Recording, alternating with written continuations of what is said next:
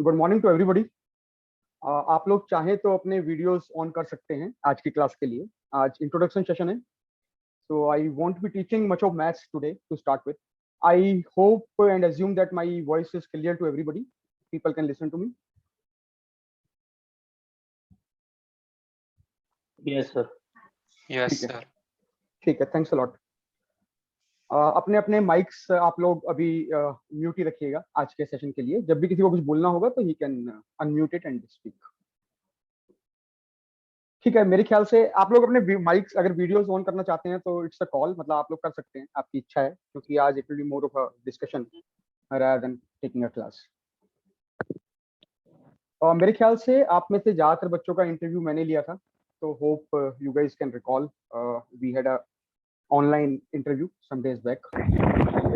Yes, sir. ठीक है, तो I welcome all of you to the group.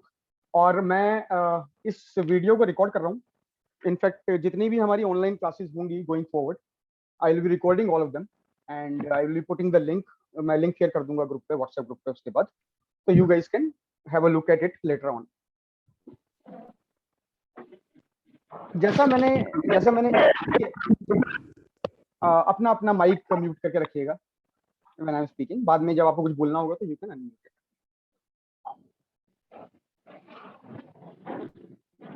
जैसा मैंने ग्रुप पे पूछा था कि कौन कौन से बच्चे हैं जो अभी इस बार का जेई मेन दे रहे हैं, क्योंकि अभी परसों से ही जेई मेन है 26-27 को। तो most of the student had, I guess around 15 students had mention in the group. Some more of you might be giving the exam जिन्होंने मेंशन नहीं किया है। तो इस समय लास्ट मोमेंट पे अब 2 दिन है।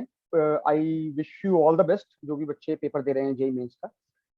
और मतलब हम लोग ये जो बैच शुरू हुआ है ऑब्वियसली ये नेक्स्ट ईयर जेई मेन के लिए है, लेकिन काफी सारे बच्चे इसमें ऐसे हैं दिल्ली वाले जो इसी साल जेई मेन दे रहे हैं, and I wish them all the best कि अब उनका जेई मेन निकल जाए और उनका जेई एडवांस भी निकल जाए और वो लोग इसी साल आईआईटी ज्वाइन कर ले किसी अच्छी ब्रांच में।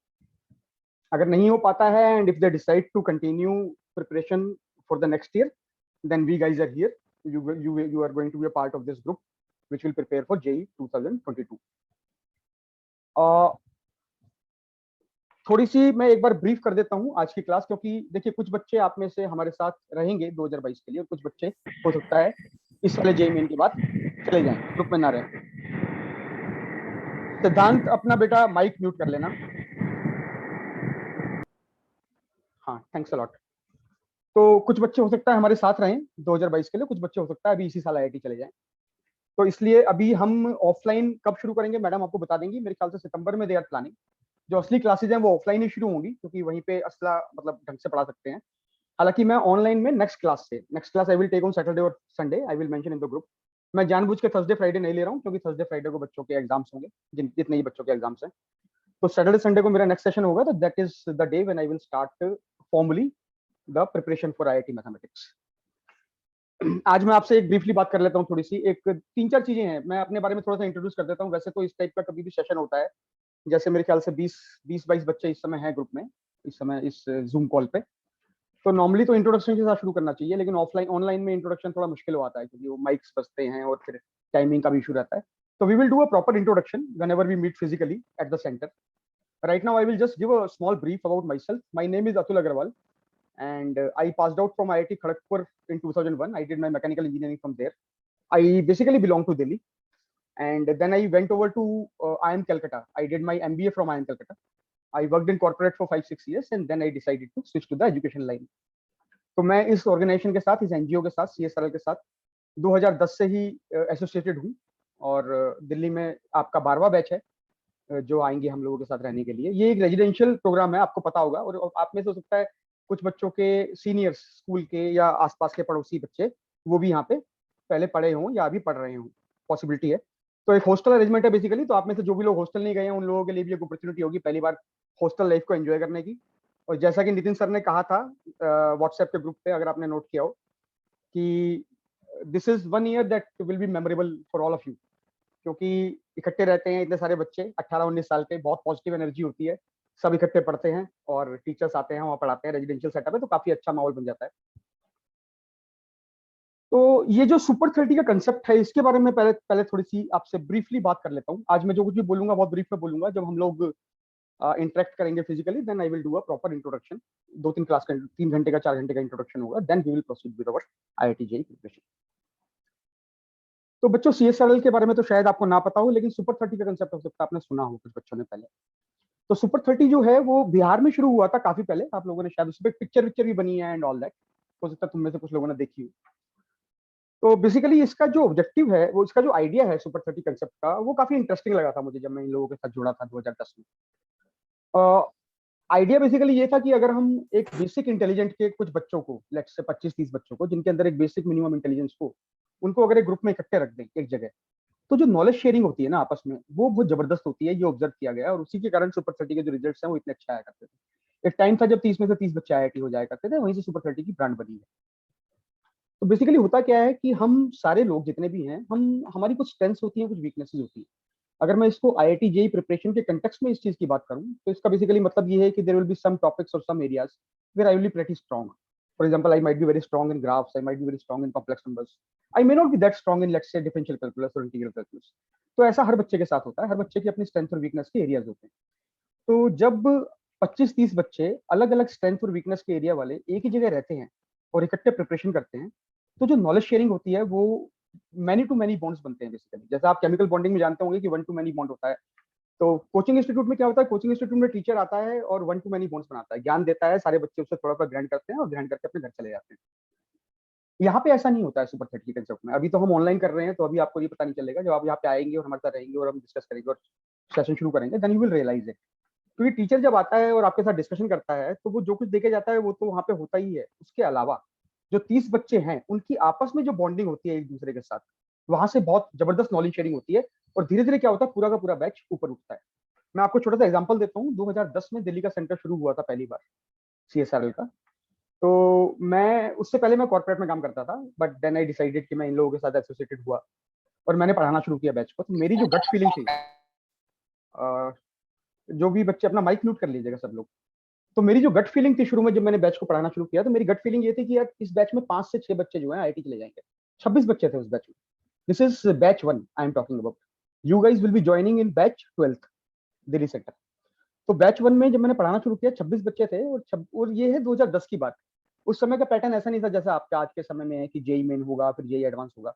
उस समय क्या होता था, AIEEE का एक पेपर होता था और IIT का अलग से पेपर होता था। AIEEE के बेसिस पे शॉर्टलिस्ट करके IIT का पेपर बच्चे देंगे, ऐसा नहीं होता था। जो भी बच्चा चाहता वो IIT का पेपर दे सकता था।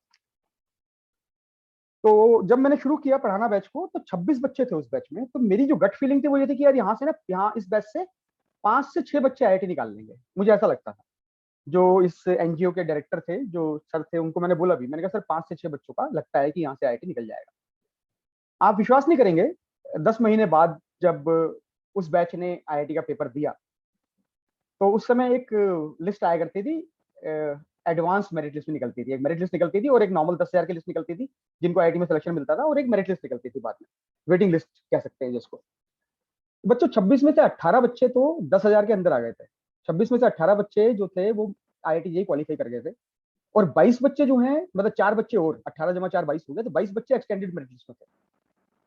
तो it was a miracle kind of a thing. मतलब मेरे को बड़ा अजीब लगा मेरी, क्योंकि मुझे लगा था, लगता नहीं था कि इतने बच्चे निकाल सकते हैं इससे, क्योंकि इतना ज्यादा मुझे लगता नहीं था कि वहाँ पे ग्रे मैटर या सेरिब्रल मैटर या इंटेलिजेंट क्वेश्चन जो है इतना हाई है। लेकिन फिर मैंने एनालाइज किया कि हुआ क्या। तो वहाँ पे जो नॉलेज शेयरिंग हुई थी, मैं जैसे मैंने आपको बताया, जैसे सपोज कीजिए मुझे 10 कंसेप्ट बहुत स्ट्रॉन्ग आते हैं मैथ्स में, ठीक है, आपको भी 10 कंसेप्ट मैथ्स में बहुत स्ट्रॉन्ग आते हैं। इसमें से लेट्स से 5-5 कंसेप्ट हमारे ओवरलैपिंग है, कॉमन है। लेकिन 5 कंसेप्ट ऐसे हैं जो मुझे स्ट्रांगली आते हैं। अपना माइक म्यूट कर लीजिएगा जो भी है बच्चा, शिवानी। तो फिर जैसे 5 कंसेप्ट ऐसे हैं जो मुझे एक्सक्लूसिवली स्ट्रॉन्ग आते हैं, 5 कंसेप्ट दूसरे बच्चे को आते हैं। जब हम नॉलेज शेयरिंग करेंगे तो मुझे भी 15 कंसेप्ट आएंगे उसके बाद, और उसके दूसरे बच्चे को भी 15 कंसेप्ट हो जाएंगे। और ये सिर्फ मैं एक बच्चे का एग्जांपल लेके आपको समझाने की कोशिश कर रहा हूँ। आप सोचिए जरा 30 बच्चे होंगे, सबकी अलग अलग स्ट्रेंथ होगी, तो वहाँ पे किस तरीके की नॉलेज शेयरिंग होगी। इस नॉलेज शेयरिंग के लिए बस कुछ कुछ चीजें रिक्वायर्ड होती हैं। ईगो पे नहीं लेनी होती है चीजें, लोगों से लड़ना नहीं होता है, हमेशा पॉजिटिव रहना होता है। कुछ चीजें होती है जो आप बच्चा वहाँ पे रहता है उस माहौल में, तो धीरे धीरे सीख जाता है। तो CSRL का जो कंसेप्ट है वो काफी पावरफुल कंसेप्ट है, because and I have also notice one more thing, इधर द बैच, टोटल बैच या तो ऊपर की तरफ उठता है या फिर टोटल बैच नीचे की तरफ जाता है। तो इसलिए बहुत जरूरी होती है हमारी selection process. I congratulate all of you that you guys have cleared this selection process and you guys are going to be a part of this group. तो 3-4 चीजें हैं आईआईटी का पेपर निकालने के लिए। अगर देखिए आईआईटी का एग्जाम जो है वो टफ एग्जाम तो है ही, आपको अब तक पता चल ही गया होगा। और आप लोगों का तो थोड़ा केस भी यूनिक हो गया है कि आप लोग कोरोना काल के सताए हुए बच्चे हैं, एक तरीके से कह सकते हैं। तो 12th में आप लोग स्कूल नहीं जा पाए, तो 11th में ही आप स्कूल गए होंगे मेरे ख्याल से, और 12th में स्कूल नहीं गए होंगे तो घर पे पढ़ाई करी होगी। तो घर पे पढ़ने में और स्कूल जाके पढ़ने में या टीचर्स के पास पढ़ने में, कोचिंग में कितना अंतर होता है वो भी आपने देख लिया होगा। तो ये एक गैप रहता है basically. That is what we will try to cover up in next 10 months whenever we start physical classes. तो कुछ चीजें हैं बच्चों, एक तो जैसे जेई मेंस हो गया, आपको अब सबको तो आइडिया हो गई क्योंकि आप में से काफी सारे बच्चे इसी साल जेई मेंस का एग्जाम दे भी रहे होंगे, अभी ऑलरेडी दे चुके होंगे। तो जो जेई मेंस है बेटा वो उतना मुश्किल नहीं है, क्योंकि एक तो बोर्ड हो गया, बोर्ड का लेवल तो बहुत बेसिक होता है। बोर्ड का लेवल ये होता है कि भाई आपने स्कूल में जो एनसीईआरटी में है वो बेसिक लेवल पे आपको अप्लाई करना आना चाहिए, जो कंसेप्ट है। जेई मेन जो है थोड़ा सा नेक्स्ट लेवल है, मतलब level 1 will be board, level 2 will be JEE main. JEE main में वो 2-3 कंसेप्ट मिला देंगे, एप्लीकेशन करना होगा बेसिकली कंसेप्ट का। हालांकि जेई मेन का मैथ्स धीरे धीरे इस साल से या पिछले साल से धीरे धीरे देखा गया है कि मुश्किल होता जा रहा है। तो जेई स्पेशली मैथ्स, हालांकि पेपर टू पेपर वेरी करता है सब कुछ, आप जनरलाइज नहीं कर सकते किसी भी चीज को, लेकिन जो ऑब्जर्वेशन है वो यही है कि मैथ्स का जो पेपर है वो धीरे धीरे टफ होता जा रहा है, और मैथ्स में काफी क्वेश्चन हैं जो एडवांस लेवल के भी आते जा रहे हैं। लेकिन फिर भी overall if you look at it, तो जैसे 300 में से 200 नंबर भी कोई बच्चा ले आता है जेई मेंस में तो it's a very good score. लेकिन एडवांस के पेपर में आप नंबर नहीं ला पाते हैं। एडवांस का जो पेपर होता है वो बिल्कुल अलग लेवल का होता है उसके। हालांकि देखिए कितनी इंटरेस्टिंग है ये चीज कि सेम मैथ्स है, सेम फिजिक्स है, सेम केमिस्ट्री है, but if you look at the questions then how they frame the questions so that the level of difficulty of the question goes to the next level automatically, same concept use करके। तो advance को clear करना थोड़ा सा मुश्किल होता है, क्योंकि उसके लिए आपकी कंसेप्चुअल क्लैरिटी बहुत स्ट्रांग होनी चाहिए। आपको ये पता होना चाहिए कि भाई आप जो भी चीज पढ़ रहे हैं वो क्यों होती है, या उसमें आप ट्विक कर देंगे किसी पर्टिकुलर रिजल्ट को, किसी पर्टिकुलर फॉर्मूले को, किसी पर्टिकुलर अप्रोच को, तो क्या उसका कंसिक्वेंस होगा। तो hardcore conceptual knowledge, hardcore fundamental knowledge बहुत जरूरी है एडवांस का एग्जाम निकालने के लिए। तो तो बेसिकली जो फंड, देखिए जैसे आपने देखा होगा, जैसे ये बुर्ज खलीफा बना है अभी दुबई में। तो बुर्ज खलीफा जो है वो सबसे ऊंची बिल्डिंग है दुनिया में। तो जो बिल्डिंग जितनी ऊंची होती है उसकी फाउंडेशन उतनी ही गहरी होती है। तो जमीन के अंदर आपको, जमीन के ऊपर दिखाई देगा खड़ा हुआ 1 किलोमीटर का, लेकिन जमीन के अंदर कितना ये नहीं पता चलेगा। तो बेसिकली फाउंडेशन जो है, स्ट्रेंथ ऑफ एनी बिल्डिंग और strength of any tree for that matter essentially depends on how strong its roots are. किसी भी पेड़ की जड़ जितनी मजबूत होगी उतना ही उस पेड़ का स्ट्रक्चर सॉलिड होगा। तो हम लोग जब पढ़ेंगे, जब पढ़ाई करेंगे, तो हम लोगों का जो मेन ऑब्जेक्टिव होगा वो होगा कंसेप्ट पे ध्यान देना और फंडामेंटल्स को अच्छे से समझना। क्योंकि बच्चों देखो, अगर कंसेप्ट समझ में आ गए तो क्वेश्चन तो प्रैक्टिस हो जाएंगे, क्वेश्चन तो निकल जाएंगे। लेकिन आप इसके दूसरी साइड देखो कि कंसेप्ट आपका स्ट्रॉन्ग नहीं है और आपने बहुत सारे क्वेश्चन करने की कोशिश की, तो क्या होगा, you will keep on failing again and again. तो हमारी जो क्लासेज होंगी उनमें हमारा मेन फोकस होगा कंसेप्ट पे। Theory and concept will be my part, practice and problems will be your part, and I will be there to support all of you. We are a part of a team, and all of us together will move towards the goal of acing the IIT exam next year, the IIT Advanced exam. मैं अभी थोड़ा सा एक brief में, जैसे मैं अभी बोल रहा हूँ, आधे घंटे 45 मिनट के लिए मैं ब्रीफ दूंगा, जिससे मैं ज्यादातर चीजें क्लियर कवर करूंगा जो मैं आज के सेशन के लिए सोच रहा था कि एक छोटा सा इंट्रोडक्शन दे दूंगा। I will not be teaching maths today, I might give you sudden little bit of food for thought. सोचने के लिए मैं हो सकता है आपको कुछ चीजें दे दूं एंड में, जो आप चाहें तो मुझसे डिस्कस कर सकते हैं नेक्स्ट क्लास में। अगर हम लोग म्यूचुअली एग्री करेंगे तो I will discuss those things in the next class. तो उसके बाद I will open up the session for question answers. अगर आपको कुछ भी चीजें मुझसे पूछनी हो इस बैच से रिलेटेड या बाकी चीजों से रिलेटेड, तो लास्ट में 15-20 मिनट में I will talk about that. And post this session I will upload this video on the YouTube, और वहां पे आप इसको चेक कर सकते हैं। Later on you can refer to it. उतना रेलिवेंट आज नहीं रहेगा क्योंकि ये इंट्रो है, लेकिन आगे मैं मैथ्स पढ़ाऊंगा। बेसिक मैथ्स से हम लोग शुरू करेंगे, we will go slowly into coordinate geometry and algebra and calculus, all the areas. तो वो वीडियोस में मैं अपलोड कर दूंगा। तो उसका एडवांटेज ये होगा कि later on if you are not attending the class और if you have not understood anything, तो you can do that at your own liberty. घर पे बैठ के आराम से अपने पेस पे उस चीज को समझ सकते हैं। टाइम बहुत कम है, तो optimization is the key always. जैसा आप लोग जेईई मेन में भी देखते हैं, अभी भी आप में से कुछ बच्चे पेपर देंगे 2 दिन बाद। तो बेसिकली अगर आपको मैं बोल दूं कि जेईई मेन का पेपर आपका 10 घंटे का है, तो उतना इशू नहीं होगा। आप आराम से टाइम स्पेंड करके क्वेश्चंस को सॉल्व कर सकते हैं और अपने स्कोर को मैक्सिमाइज कर सकते हैं। लेकिन अगर मैं बोल दूं 3 घंटे का पेपर है जैसा कि है, तो ऑप्टिमाइजेशन आता है। अब आप ये सोचिए कि 3 घंटे के पेपर को अगर मैं 1 घंटे का पेपर कर दूं तो क्या होगा। तो ऑप्टिमाइजेशन जो है एक बहुत बड़ी की है। ऑप्टिमाइजेशन, मुझे नहीं पता आप लोगों को ऑप्टिमाइजेशन का मतलब पता है कि नहीं पता है। ज्यादातर बच्चों को आइडिया होगा ऑप्टिमाइजेशन का मतलब बेसिकली होता है कि you make best resources, best use of the resources available with you, क्योंकि जो भी रिसोर्सेज हमारे पास होते हैं वो हमेशा लिमिटेड होते हैं किसी ना किसी सेंस में। जैसे इस केस में 3 घंटे का टाइम लिमिटेड होता है, तो रिसोर्सेज लिमिटेड होते हैं। तो जब भी रिसोर्सेज लिमिटेड होते हैं तो हमको इस तरीके से अपनी स्ट्रेटजी को बनाना पड़ता है कि हम उन लिमिटेड रिसोर्सेज में से मैक्सिमम आउटपुट निकाल लें। तो इसीलिए ऑप्टिमाइजेशन बहुत इंपॉर्टेंट हो आती है। और आईआईटी का पेपर भी इसी तरीके का होता है। उसमें अगर आपने गलत क्वेश्चन चूज कर लिया तो ना सिर्फ आपका टाइम वेस्ट होगा, बल्कि आपका मोटिवेशन भी लूज हो जाएगा, नंबर भी कम आएंगे, ओवरऑल स्कोर ऑप्टिमाइज नहीं होगा, तो काफी सारे इशू आते हैं। तो selection of question is very very important in this kind of exams, that we will discuss later on. दो चीजें होती हैं बेसिकली एग्जाम फेस करने के लिए, खासकर आईआईटी जैसे एग्जाम। एक होती है आपकी प्रिपरेशन, जो आप प्रिपेयर करते हैं, जैसे अभी अगले 6 महीने 8 महीने हम लोग प्रिपेयर करेंगे। और एक होती है स्ट्रेटजी। स्ट्रेटजी में भी दो हिस्से हैं, स्ट्रेटजी है strategy for preparation and strategy for exam. क्योंकि वो 3 घंटे जो आप बिता रहे हैं ना, उसके अंदर आप जिस तरीके से परफॉर्म कर रहे हैं वही आपका सब कुछ निर्धारित करने वाला है। जैसे मेरा एक मित्र था, तो उसने मुझे किसी जमाने में कहा भी था कि 3 years of preparation is equal to 3 hours of exam. तो 3 साल से आपने जो कुछ किया है वो 3 घंटे में आपको देना होता है। तो you need to be at the best possible state that you can have. इसमें कुछ चीजें होती हैं बच्चों, क्योंकि लंबी प्रोसेस है आईआईटी जेईई की प्रिपरेशन। मेरे को तो काफी इंटरेस्टिंग लगती है। आईआईटी में बच्चा जाए या ना जाए वो सेकेंडरी है, लेकिन जब वो आईआईटी जेईई के लिए प्रिपेयर करता है तो वो अपने माइंड को ट्रेन करता है बेसिकली लॉजिकली सोचने के लिए। बहुत स्ट्रक्चर्ड है, खासकर मैथ्स और फिजिक्स तो है ही है। केमिस्ट्री में फिर भी थोड़ा सा, अब तुमने 2 टाइट्रेशन कर दिए, रंग नीला हुआ कि पीला हुआ, इसमें कोई लॉजिक नहीं है, वो तो तुम्हें याद ही करना पड़ेगा, उसके we can't help it. But ठीक है, कम से कम मैथ्स और फिजिक्स तो ऐसे एरियाज हैं जेईई प्रिपरेशन में जो बहुत ही ज्यादा लॉजिकल है और स्ट्रक्चर्ड। गर्म पानी होगी ना, उसमें थोड़ा शहद डाल के पीना। सान्या, सान्या बेटा अपना माइक म्यूट कर दीजिएगा। तो अब आपके माइंड को ट्रेन करने के लिए, लॉजिकली सोचने के लिए, analytical thinking, critical thinking, structured thinking बहुत जरूरी होती है लाइफ में, किसी भी चीज को ढंग से एनालाइज करने के लिए, ढंग से हैंडल करने के लिए। तो ये जो आईआईटी जेईई की प्रिपरेशन है, ये एक तरीके से आपकी 1 साल की मेंटल ट्रेनिंग है बेसिकली। आप आईआईटी में जाएं या आप एनआईटी में जाएं या डीटीयू में जाएं या एनएसआईटी में जाएं, वो तो बात की बात है, but in the process you will be training yourself. And I mean, if you're able to think logically, if you're able to argue with people logically, if you're able to have a structured thought process, then that in itself is a very very big asset in this life. Whether you become an engineer or not is a secondary. जैसा आपने देखा होगा, मैं जब interview भी ले रहा था आप लोगों के लिए, तो मैं उतना ज्यादा इंटरेस्टेड नहीं था कि आप मुझे आंसर सही देते हैं कि नहीं देते हैं। हालांकि ये ऑनलाइन इंटरेक्शन था, तो there was not much of a possibility for me to interact with you guys one on one. But मेरा ऑब्जेक्टिव हमेशा ये रहता था इंटरव्यू में कि मैं आपकी थॉट प्रोसेस को समझ सकूं। अगर आपके सामने कोई प्रॉब्लम आती है लाइफ में, हम तो मैथ्स को यूज कर रहे हैं इस चीज को एनालाइज करने के लिए, लेकिन आदमी की पर्सनैलिटी, आदमी की थॉट प्रोसेस पूरी दिख जाती है चीजों कि अगर आपके सामने कोई प्रॉब्लम आती है तो आप सोचना किस तरीके से शुरू करते हैं, आपकी इनिशियल थिंकिंग क्या होती है, आप किस तरीके से प्रॉब्लम को अटैक करते हैं। तो जो अप्रोच होती है आपकी, वो बहुत इंपॉर्टेंट होती है। तो ये आईआईटी जेईई की जो प्रिपरेशन है, ये हमारी अप्रोच डेवलप करती है लाइफ में प्रॉब्लम सॉल्व करने के लिए।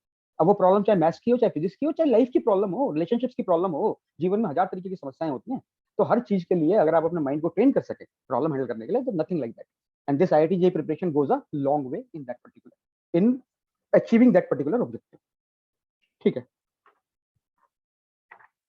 फ्लो ऑफ क्लासेस की बात करता हूँ कि फ्लो ऑफ क्लासेस किस तरीके से होंगी। आई एम प्रेटी श्योर आप लोगों को सीएसएल वालों ने वो भेज दिया होगा एकेडमिक कैलेंडर।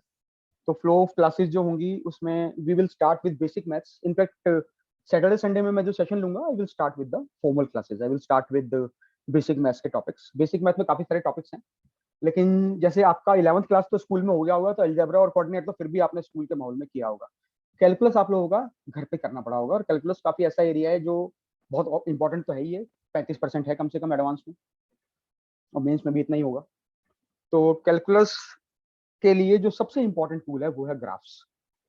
तो जब मैं बेसिक मैथ शुरू करूंगा, तो बेसिक मैथ में काफी सारी चीजें हैं। बेसिक मैथ बेसिकली हम उसे बेसिक मैथ बोल रहे हैं, but it essentially it's a combination of tools which will help us handle the IIT mathematics in a much better manner। क्योंकि देखिए आईआईटी का पेपर ऑब्जेक्टिव है इस समय, तो आपके सामने अगर कोई क्वेश्चन आता है तो आप उसको किस मेथड से कर रहे हैं ये आपसे कोई पूछता नहीं है। तो you if you have some tools with you, for example graph is a tool, multinomial theorem in mathematics is a tool, so there are many tools available using which we can understand problem and solve it। तो हम basic maths में basically कुछ ऐसी चीजें discuss करेंगे जो across maths लगती है आईआईटी में। अक्रॉस मैथ्स मतलब कोऑर्डिनेट ज्योमेट्री में भी लगेंगी, अलजेब्रा में भी लगेंगी, कैलकुलस में भी लगेंगी, और फंडामेंटल्स है बेसिकली करने के लिए। तो जैसा होता है ना कि नींव बना रहे हैं किसी घर की, तो नींव बना रहे हो तो पहले गड्ढा खोदते हो, वहां पे तुम लेंटर डालते हो, सीमेंट डालते हो, उसके बाद बिल्डिंग बननी शुरू होती है। तो this basic maths is going to do the role of foundation for our further classes. Future में हम जो क्लासेस करेंगे उसकी जो फाउंडेशन होगी वो हम बेसिक मैथ्स में लेकर। Basic maths I believe will continue for 4 5 6 classes कम से कम। डिपेंड करता है ऑनलाइन में हम कितना इफेक्टिवली इसको कर पाएंगे और ये लोग ऑफलाइन कब शुरू करते हैं। ऑफलाइन में मीनाक्षी मैडम मुझे बोल रही थी कि सितंबर मिड में they will try, as soon as possible they will try. तो जितना जल्दी हो उतना अच्छा रहेगा। तो बेसिक मैथ्स में when we do basic maths, मैं एक बार ब्रीफली मेंशन कर देता हूँ मैं क्या क्या कवर करूंगा, सो दैट आप में से कुछ भी बच्चे ऐसे जो होंगे जो इस बार का जेईई में नहीं दे रहे हैं कल परसों का, तो वो अगर इन चीजों पे थोड़ा सा ध्यान देना चाहें या पढ़ना चाहें तो वो पढ़ सकते हैं।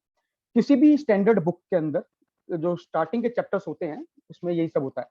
तो we will look at inequalities, that is wavy curve method जो होता है कि भाई x-1 into x-2 divided by x-3 greater than equal to 0 less than equal to 0, उस टाइप की जो बेसिक चीजें हैं। उसमें अगर क्वाड्रेटिक फंक्शन आ जाए तो कैसे हैंडल करोगे, क्वाड्रेटिक फंक्शन का ग्राफ थोड़ा सा समझना पड़ेगा उसके लिए। फॉर एग्जांपल अगर मैं कह दूं ax² + bx + c into x - alpha divided by x - beta greater than 0, तो ax² + bx + c किस तरीके से बिहेव करने वाला है, हमेशा पॉजिटिव होगा, नेगेटिव होगा, इसके रियल रूट्स होंगे कि नहीं होंगे, तो वो सारी चीजें होंगी उसमें। तो पहली चीज है wavy curve. Wavy curve means inequalities. उसके बाद we will look at modulus function, that is the absolute value function. वो बहुत ज्यादा यूज होता है आईआईटी के अंदर, कैलकुलस में काफी ज्यादा यूज होता है और अलजेब्रा में भी यूज होता है। तो मॉडुलस फंक्शन को थोड़ा डिटेल में देखेंगे, ग्राफ वाइज भी देखेंगे और उसकी कुछ प्रॉपर्टीज हैं वो स्टडी करेंगे। Then post absolute value function we will move on to greatest integer function and fractional part function, क्योंकि जो जीआईएफ है ग्रेटेस्ट इंटीजर फंक्शन और फ्रैक्शनल पार्ट फंक्शन वो काफी इंपॉर्टेंट हो आते हैं कैलकुलस के पॉइंट ऑफ व्यू से। Then we will do graphs. Graph मेरे ख्याल से 2 या 3 क्लास लगेंगे। ग्राफ में हम काफी स्टडी करेंगे, बेसिक लेवल का स्टडी करेंगे, कुछ हायर ग्राफ्स हैं which we will study in calculus, but basic level के ग्राफ्स और ट्रांसफॉर्मेशन ऑफ ग्राफ्स और how we can use graphs to solve algebraic equations, ये सब भी हम इसमें स्टडी करेंगे ग्राफ्स के अंदर। तो प्ले विद ग्राफ्स करके अरिहंत की बुक आती है, अगर आपने देखी है तो ठीक है, otherwise it's not necessary to take it. I will summarise that book and deliver the lectures. Then we will start with inequalities, that is wavy curve, that we go to absolute value function, then we go to greatest integer function and fractional part function, then we go to graphs, and then I will go to AMGM inequalities, logarithms and AMGM inequalities. उसके अलावा cubic function के जो graph होते हैं वो भी मैं थोड़ा सा टच करने की कोशिश करूंगा। तो this is what we will cover in basic maths. Post basic math जैसा आपके पास शेड्यूल इन लोगों ने भेजा होगा, we will start, I guess इन्होंने पहले क्वाड्रेटिक इक्वेशन और एपीजीपी डाल दिए हैं, थोड़े से लाइट टॉपिक्स हैं। Then we move on to coordinate geometry and then I guess complex number, मतलब अलजेब्रा इंटरस्पर्स्ड है, बीच बीच में अलजेब्रा के टॉपिक्स हैं। अदरवाइज फ्लो यही है कि बेसिक मैथ्स होगा, कोऑर्डिनेट होगा और फिर कैलकुलस होगा, और अलजेब्रा जो है वो बीच बीच में आता रहेगा। तो शुरू में अलजेब्रा में कोऑर्डिनेट क्वाड्रेटिक और एपीजीपी आएंगे, देन कॉम्प्लेक्स नंबर और मैट्रिसेस आएंगे, एंड एंड में बाइनोमियल थ्योरम, कॉम्बिनेटरिक्स आ जाएगा बेसिकली पूरा का पूरा, PNC, probability, PNC and binomial. So we will try to complete the syllabus. फरवरी मार्च तक शुरू करेंगे, अभी सितंबर शुरू हो रहा है, सितंबर अक्टूबर नवंबर दिसंबर जनवरी फरवरी, क्योंकि जेई मैंने अपने देखा है वो तो चलते रहते हैं, वो जनवरी फरवरी मार्च अप्रैल में चलते रहेंगे। तो फरवरी मार्च तक 6 महीने के अंदर मेरे ख्याल से the course should be over. और क्लास में बेसिकली कंसेप्ट्स होंगे, थ्योरी होगी और थ्योरी से रेलिवेंट जो प्रॉब्लम्स होंगी वो होगी। प्रैक्टिस आप लोग करेंगे, आपको स्टडी मटेरियल भी मिलेगा यहाँ पे जब आप आएंगे। और देखिए आप मेरे ख्याल से जो सबसे इंपॉर्टेंट बुक, देखिए प्रिपरेशन, मैं तो ये मानता हूँ कि बच्चों को हमेशा आईआईटी की प्रिपरेशन करनी चाहिए। जेईई मेन जो है वो तो एक पेपर का पैटर्न ही तो अलग है, गणित, भौतिकी, फिजिक्स, मैथ्स, केमिस्ट्री तो सब सेम ही है। तो पेपर का पैटर्न अलग होने के लिए क्या करना है आपको, तो कंसेप्ट तो वही है ना। तो बस पेपर का पैटर्न अगर अलग है तो जब भी आपका जेईई मेन का पेपर है उससे 10 दिन पहले आप जेईई मेन के पैटर्न के पेपर दे दीजिए कुछ, जिससे आपकी प्रैक्टिस हो जाए उस पैटर्न की। अदरवाइज प्रिपरेशन तो हमेशा आईआईटी की ही होगी, क्योंकि अगर आप 10 लेवल की डिफिकल्टी की प्रॉब्लम हैंडल कर सकते हैं तो 7 लेवल की, 6 लेवल की तो assumption है कि कर ही लेंगे मोर और less. So that is how we will proceed in the classes. Particular किताब आती है, आप लोगों को पता होगा, वो 35 इयर्स या 42 इयर्स, 42 इयर्स आईआईटी के, जिसमें पुराने साल के क्वेश्चंस होते हैं। अरिहंत की भी आती है, दिशा की भी आती है। ऐसी कंबाइंड बुक्स भी है जिसके अंदर जेईई मेन के क्वेश्चंस भी होते हैं और जेईई एडवांस के क्वेश्चंस भी होते हैं। तो मेरे ख्याल से वो आपके लिए सबसे इंपॉर्टेंट किताब है। वो बाइबल, गीता, कुरान है हम लोगों की तीनों सब्जेक्ट में, फिजिक्स में भी, मैथ्स में भी, केमिस्ट्री में भी। क्योंकि अगर मैं आईआईटी के लिए प्रिपेयर कर रहा हूँ तो ऑब्वियसली ऐसे क्वेश्चंस जो आईआईटी में आए हुए हैं उससे बढ़िया स्टडी मटेरियल मेरे लिए कभी हो नहीं सकता।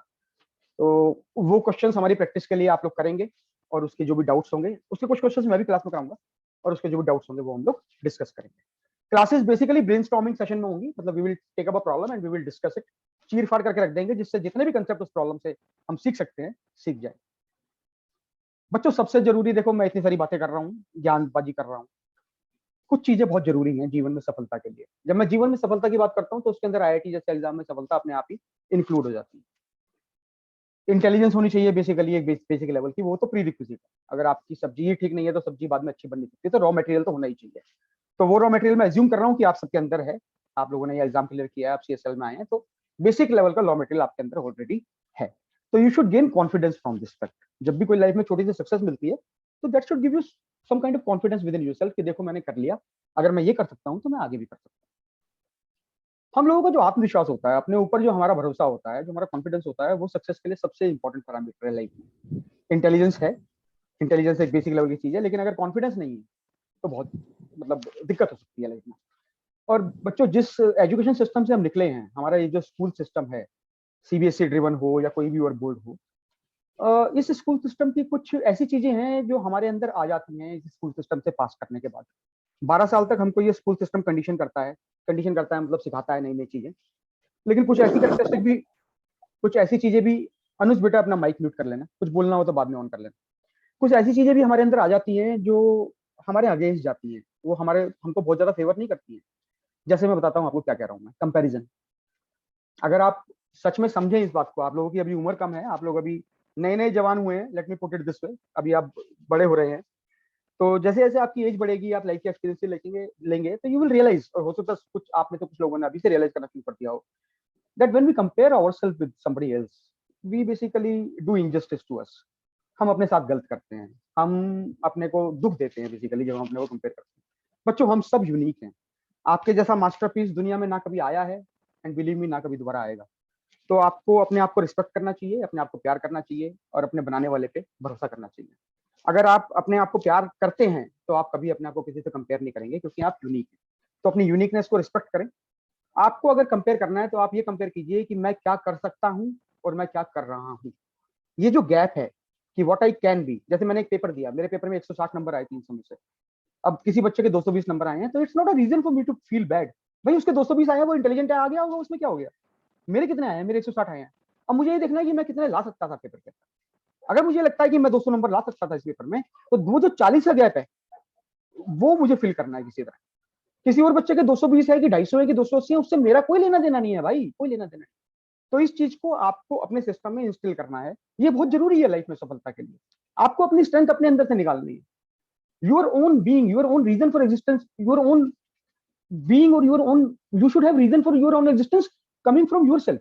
आपको अपने ऊपर आधारित होना है, दूसरों पर आधारित नहीं होना। मैं ये बात इसलिए बोल रहा हूँ बच्चों, क्योंकि मैं 10-11 साल से सुपर 30 के साथ एसोसिएटेड हूँ। और बच्चे, अच्छे अच्छे बच्चे, मतलब जो आईआईटी गए हैं, आईआईटी दिल्ली गए हैं, संदीप अग्रवाल है, काफी सारे बच्चे हैं जो मेरे टच में हैं इस समय, जो आईआईटी से पास आउट हुए हैं। और जब वो आईआईटी जाने वाले थे तो उनके दिमाग में ये रहता था कि सर मैं क्वेश्चन तो कर देता हूँ, लेकिन लोग मुझे कहते हैं कि यार तू जुगाड़ से कर देता है और तेरे को कंसेप्ट नहीं आता, तो सर मेरे को बहुत खराब लगता है। तो इस टाइप की चीजें बच्चों के दिमाग में आती हैं। तो बच्चों देखो, आप लोगों ने पता नहीं इसके बारे में सुना हो कि नहीं सुना हो, एक एक पक्षी आता है हमारे धर्म ग्रंथों में, जिसका नाम है राजहंस। पता नहीं ये पक्षी असली में था कि ये मिथिकल है, बट काफी इंटरेस्टिंग एनालॉजी है। राजहंस क्या करता है, राजहंस के बारे में एक आ जाता है कि अगर आप उसे एक गिलास दे दे जिसमें दूध और पानी मिला हुआ हो, तो राजहंस चोंच डालता है और दूध पी जाता है, पानी छोड़ देता है। तो ये जो कैरेक्टरिस्टिक है राजहंस की, ये बड़ी इंटरेस्टिंग है, खासकर इंसानों को सीखने के लिए काफी कुछ है इसके अंदर। बच्चों, सब कुछ एनर्जी है लाइफ में। आप साइंस के स्टूडेंट हैं तो आप समझ सकते हैं इस बात को, सब कुछ एनर्जी है, सब कुछ वाइब्रेशन है। ये जितनी भी दुनिया, जगमग जगमग दुनिया आप अपने आसपास देख रहे हैं, मैं इस समय वीडियो पे लेक्चर दे रहा हूँ, आप मेरी शक्ल देख रहे हैं, इलेक्ट्रिसिटी के माध्यम से ये मेरी जो इमेज है कोड हो रही है, कोड होकर सैटेलाइट में जा रही है, सैटेलाइट से डिकोड हो रही है, डिकोड होकर आपके कंप्यूटर में आ रही है, आपके कंप्यूटर से आपकी आंखों में आ रही है, और आपकी आंखों में डिकोडिंग हो रही है, और मेरी शक्ल आपको दिख रही है। या मैं जो कुछ बोल रहा हूँ, देखो मैं कितनी तेजी से बोल रहा हूँ, और कंटिन्यूअसली ये वर्ड्स कोड होते जा रहे हैं इलेक्ट्रिसिटी सिग्नल्स में, और डिकोड हो रहे हैं तुम्हारे ब्रेन में जाके। तो बड़ा मिरेकुलस है ये पूरा का पूरा जो जगत है जिसका हम पार्ट है। तो आपको बेसिकली पॉजिटिव रहना हम लोगों के लिए, देखिए आप कहीं भी जाएं, किसी भी एनवायरनमेंट में जाएं, हम कहीं भी जाएंगे, हमारे ऊपर हमेशा दोनों तरीके के इन्फ्लुएंस होंगे। पॉजिटिव इन्फ्लुएंसेस भी होंगे, नेगेटिव इन्फ्लुएंसेस भी होंगे। अब क्या पॉजिटिव होता है और क्या नेगेटिव होता है, इसकी क्या डेफिनेशन दोगे आप बताओ। अब देखो, आप जिस कमरे में बैठे हो वहां पे पंखा चल रहा होगा, लाइट जल रही होगी, तो पंखा चलाने के लिए आपको क्या करना पड़ा, आपको बटन का स्विच दबाना पड़ा ना। बटन का स्विच दबाते क्या हुआ, पोटेंशियल डिफरेंस क्रिएट हुआ, करंट ट्रेवल करने लगा वायर्स में। अब करंट क्या है किसी को पता नहीं है। आदमी ने करंट को हार्नेस करना शुरू कर दिया है, लेकिन करंट है क्या, इलेक्ट्रोमैग्नेटिक फोर्स है क्या, धरती इंसान को अपने से क्यों खींचती है अपनी तरफ, ग्रेविटी का कारण क्या है, ये सारी चीजें किसी को नहीं पता। तो ये बड़ी बड़ी मिरेकुलस चीज है। साइंस जो है वो स्टडी करती है how, science can never study why, कि भाई धरती पे क्यों खड़े हैं हम लोग। न्यूटन ने दे दिया formula G1 G2 M1 M2 by R square, जो भी है G M1 M2 by R square. तो फॉर्मूला है कि भाई ऐसा होता है, क्यों होता है, रीजन क्या है।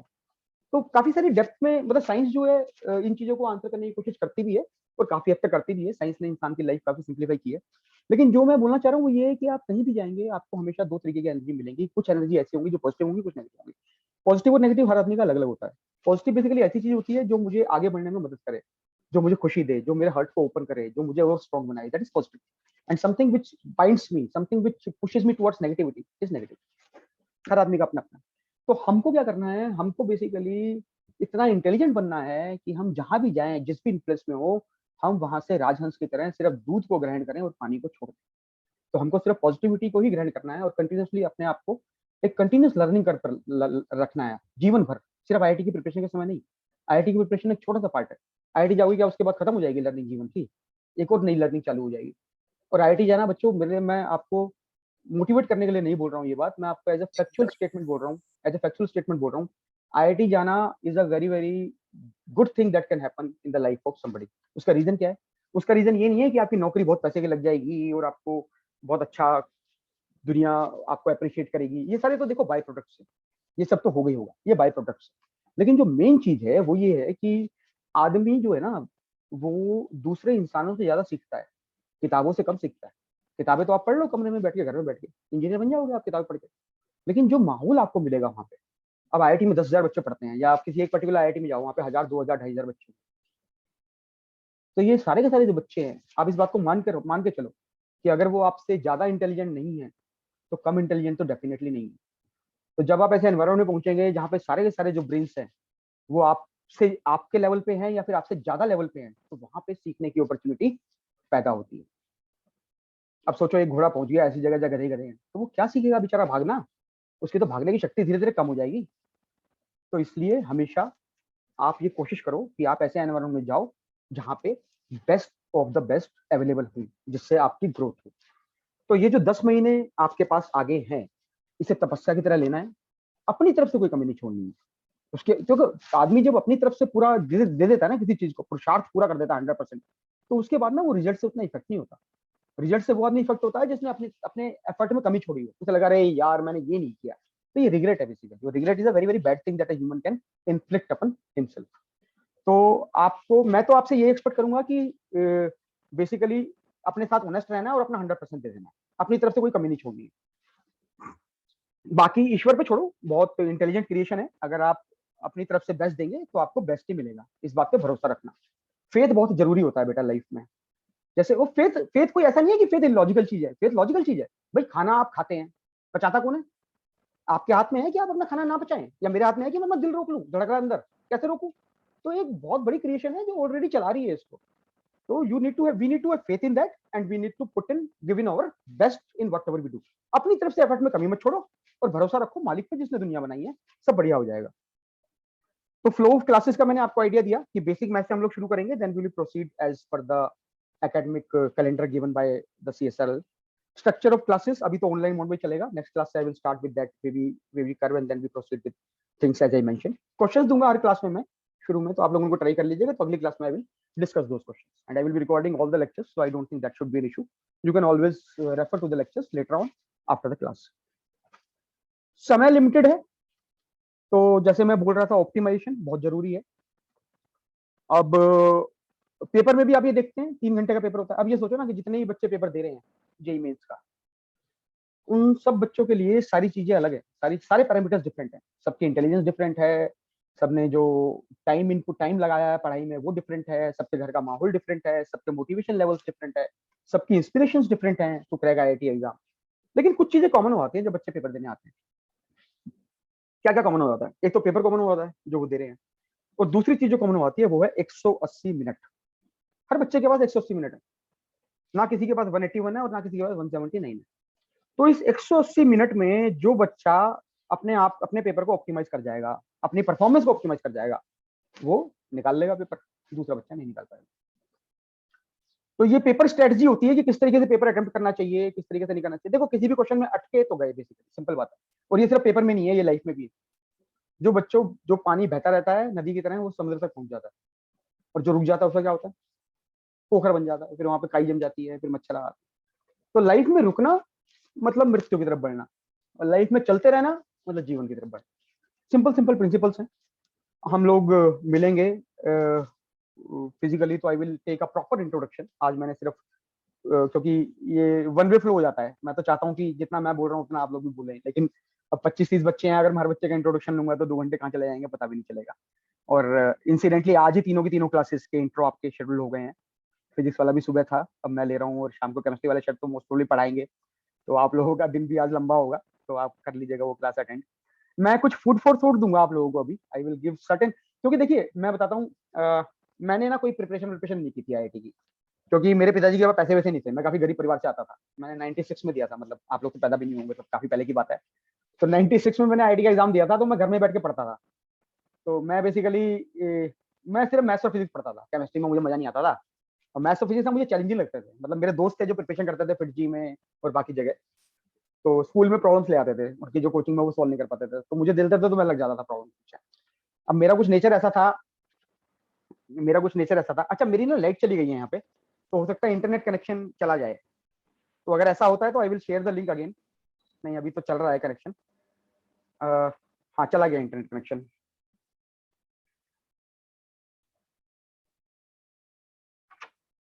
बच्चों, आपको आवाज आ रही है मेरी? हेलो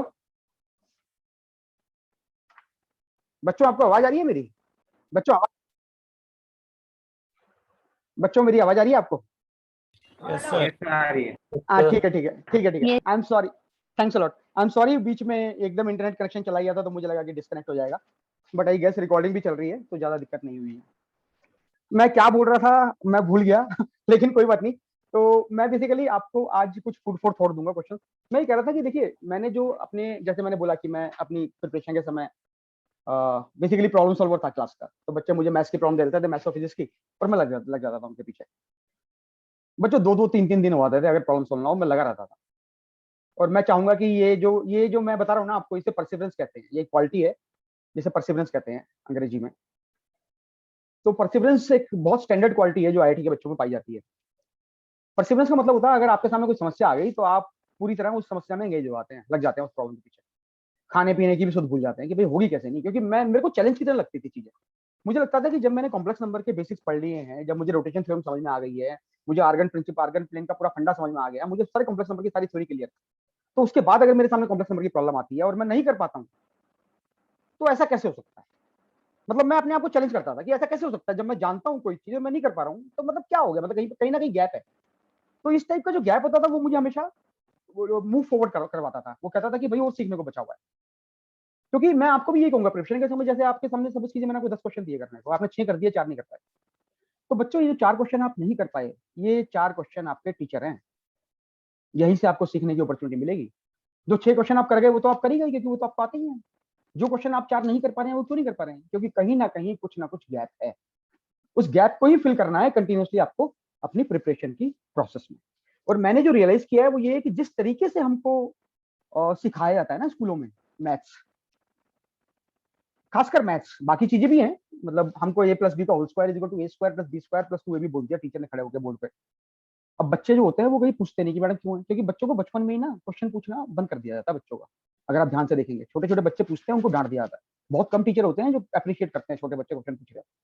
बाकी टीचर कहते हैं मैंने ऐसा बोला है, मान लो ऐसा ही होता है। तो बच्चा बोलेगा सर क्यों होता है, तो उसे डांट देंगे। तो एक बार अगर छोटा बच्चा डांट खा लेता है ना बच्चों, तो वो दोबारा पूछता नहीं है, क्योंकि उसे डर लगता है।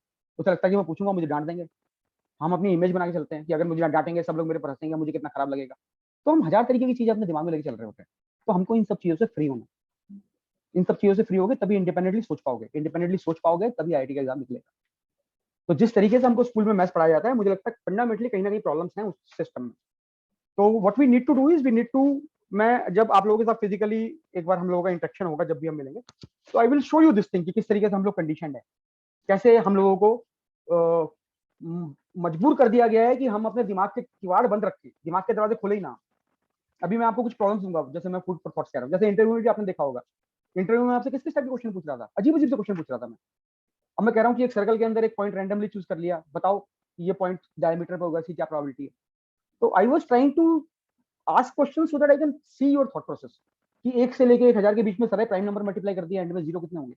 अब इस टाइप के जो क्वेश्चन है वो कहीं से आए थोड़ी है, मैं खुद ही बना लेता हूँ ऐसे क्वेश्चन। क्योंकि ऐसे क्वेश्चन से ना बच्चों की इंटेलिजेंस पता चल जाती है कि वो सोचता कैसे, स्ट्रक्चर तरीके से नहीं है। स्कूल में जिस तरीके से पढ़ाते हैं उस तरीके से हमको बिल्कुल ब्रेक करना है उस पैटर्न को, अगर आपको आईआईटी का एग्जाम निकालना है। जेई मेंस का एग्जाम निकालना है, पढ़ते रहो जिस तरीके से स्कूल वाले पढ़ा रहे, कोई दिक्कत की बात नहीं।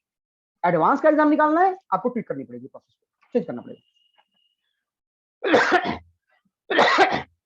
तो ठीक है, मैं थोड़ी देर, मैं अभी आप लोगों को एक काम करता हूँ, मैं कुछ क्वेश्चंस दूंगा फूड फॉर थॉट के लिए एंड में। अभी आप में से अगर किसी को कुछ पूछना है, बच्चों को कुछ क्वेश्चंस पूछने हैं, तो मुझसे पूछ लो एक बार। अगर किसी को कुछ पूछना है, मैं डिस्कशन कर लेता हूँ, उसके बाद in the end I will, क्योंकि मेरे को ना उसके लिए अपना लैपटॉप टेढ़ा करना पड़ेगा और स्क्रीन शेयर करना पड़ेगा, जिसपे मैं लिखूंगा उसके बाद क्वेश्चंस। तो अगर किसी को कुछ पूछना है, कोई भी बच्चा अपना माइक अनम्यूट करके, अगर किसी भी इस CSRL में जो हम अगले 10 महीने बिताएंगे, या कैसे पढ़ेंगे, या पूरा सिस्टम क्या है, किसी को भी अगर कोई क्वेश्चन पूछना है तो अनम्यूट करके he can ask the question. तो एक बार क्वेश्चन पूछ लो, किसी को पूछने हैं, then I will discuss some food for thought and then we will take care, then we will आज की क्लास खत्म करके देन वी विल मूव अगली क्लास में डाल दूंगा। तो किसी को कुछ पूछना है तो हाँ पारस बोलो, बोलो बेटा। सर बुक्स मैथ के लिए सर सिंगेज और एचसी और मवई जो बताया हाँ, नहीं मैं बता देता हूँ। देखो बुक्स का ये है बेटा, सबसे पहले तो जो मैंने बोला कि 42 ईयर्स की जो आती है, 42 ईयर्स, 35 ईयर्स, अलग अलग किताबें हैं। 42 years previous year IIT papers, वो तो हमारी क्वेश्चंस के लिए मेन किताब है, वो हम करेंगे क्वेश्चंस के लिए। उसमें अगर दिशा वाली मंगा लो, तो दिशा वाली में क्या है ना, जेई मेंस के क्वेश्चंस भी हैं, तो कंबाइन हो आते हैं जेई मेंस के भी और जेई एडवांस के भी। मेरा मानना ये है कि क्लास में जो मैं कंसेप्ट कराऊंगा, उन कंसेप्ट को अच्छे से करना है।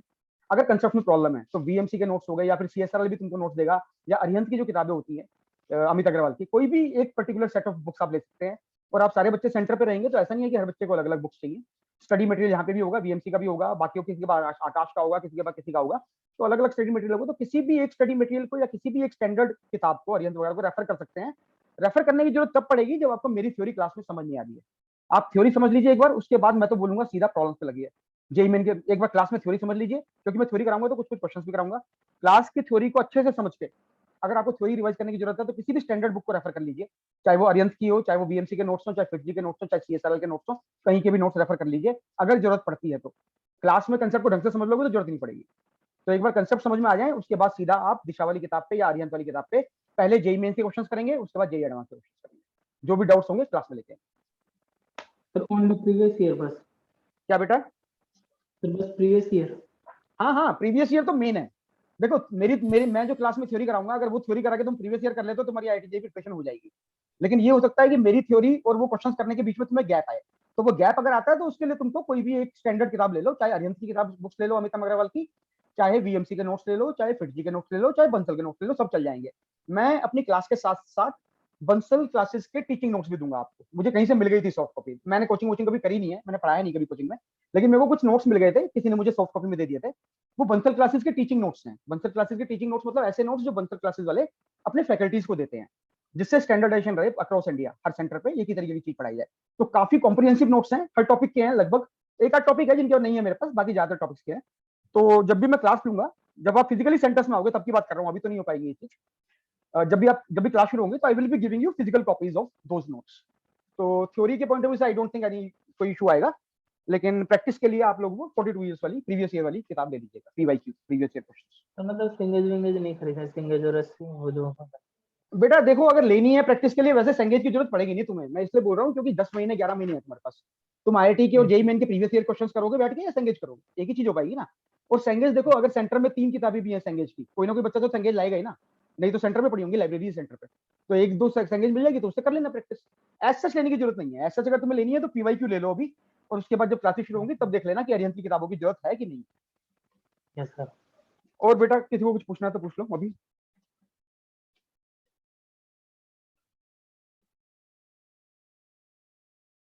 किसी के दिमाग में कोई डाउट नहीं है?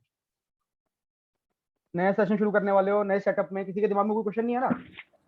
सेंटर कैसा है सर हमारा वैसे?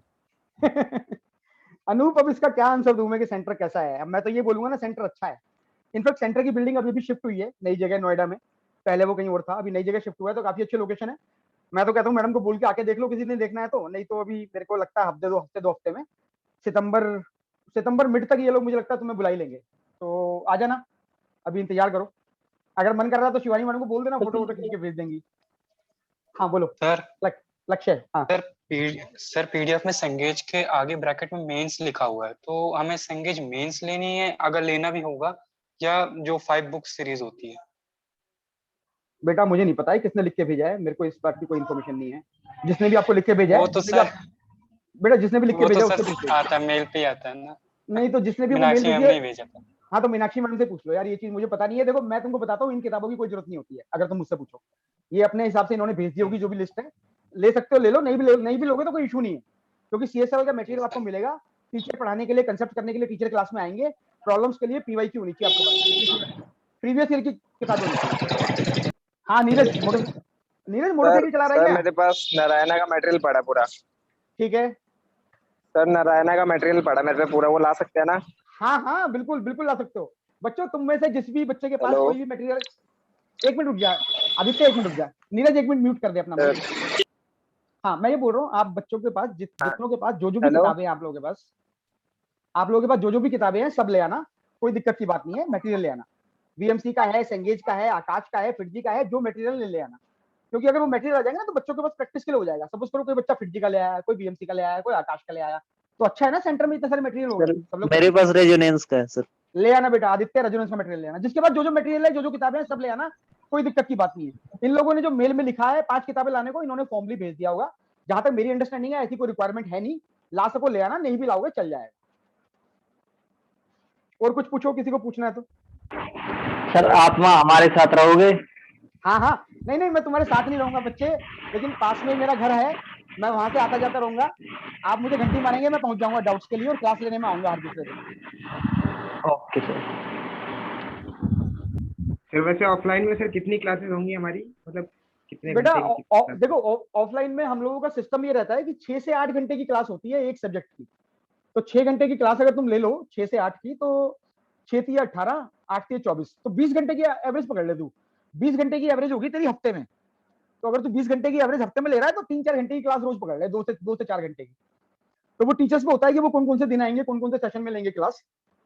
तो मतलब तेरी 3-4 घंटे की क्लास मान ले तू हफ्ते में, एक दिन में 2-3-4 घंटे की, बाकी 4-5 घंटे की तेरी सेल्फ स्टडी होगी। तो 8-10 घंटे से ज्यादा क्या ही पड़ेगा एक दिन में। तो 18 से 20 घंटे पकड़ ले, तो 18 से 22 घंटे के बीच में क्लास होगी एक हफ्ते में, तीनों सब्जेक्ट की मिला के।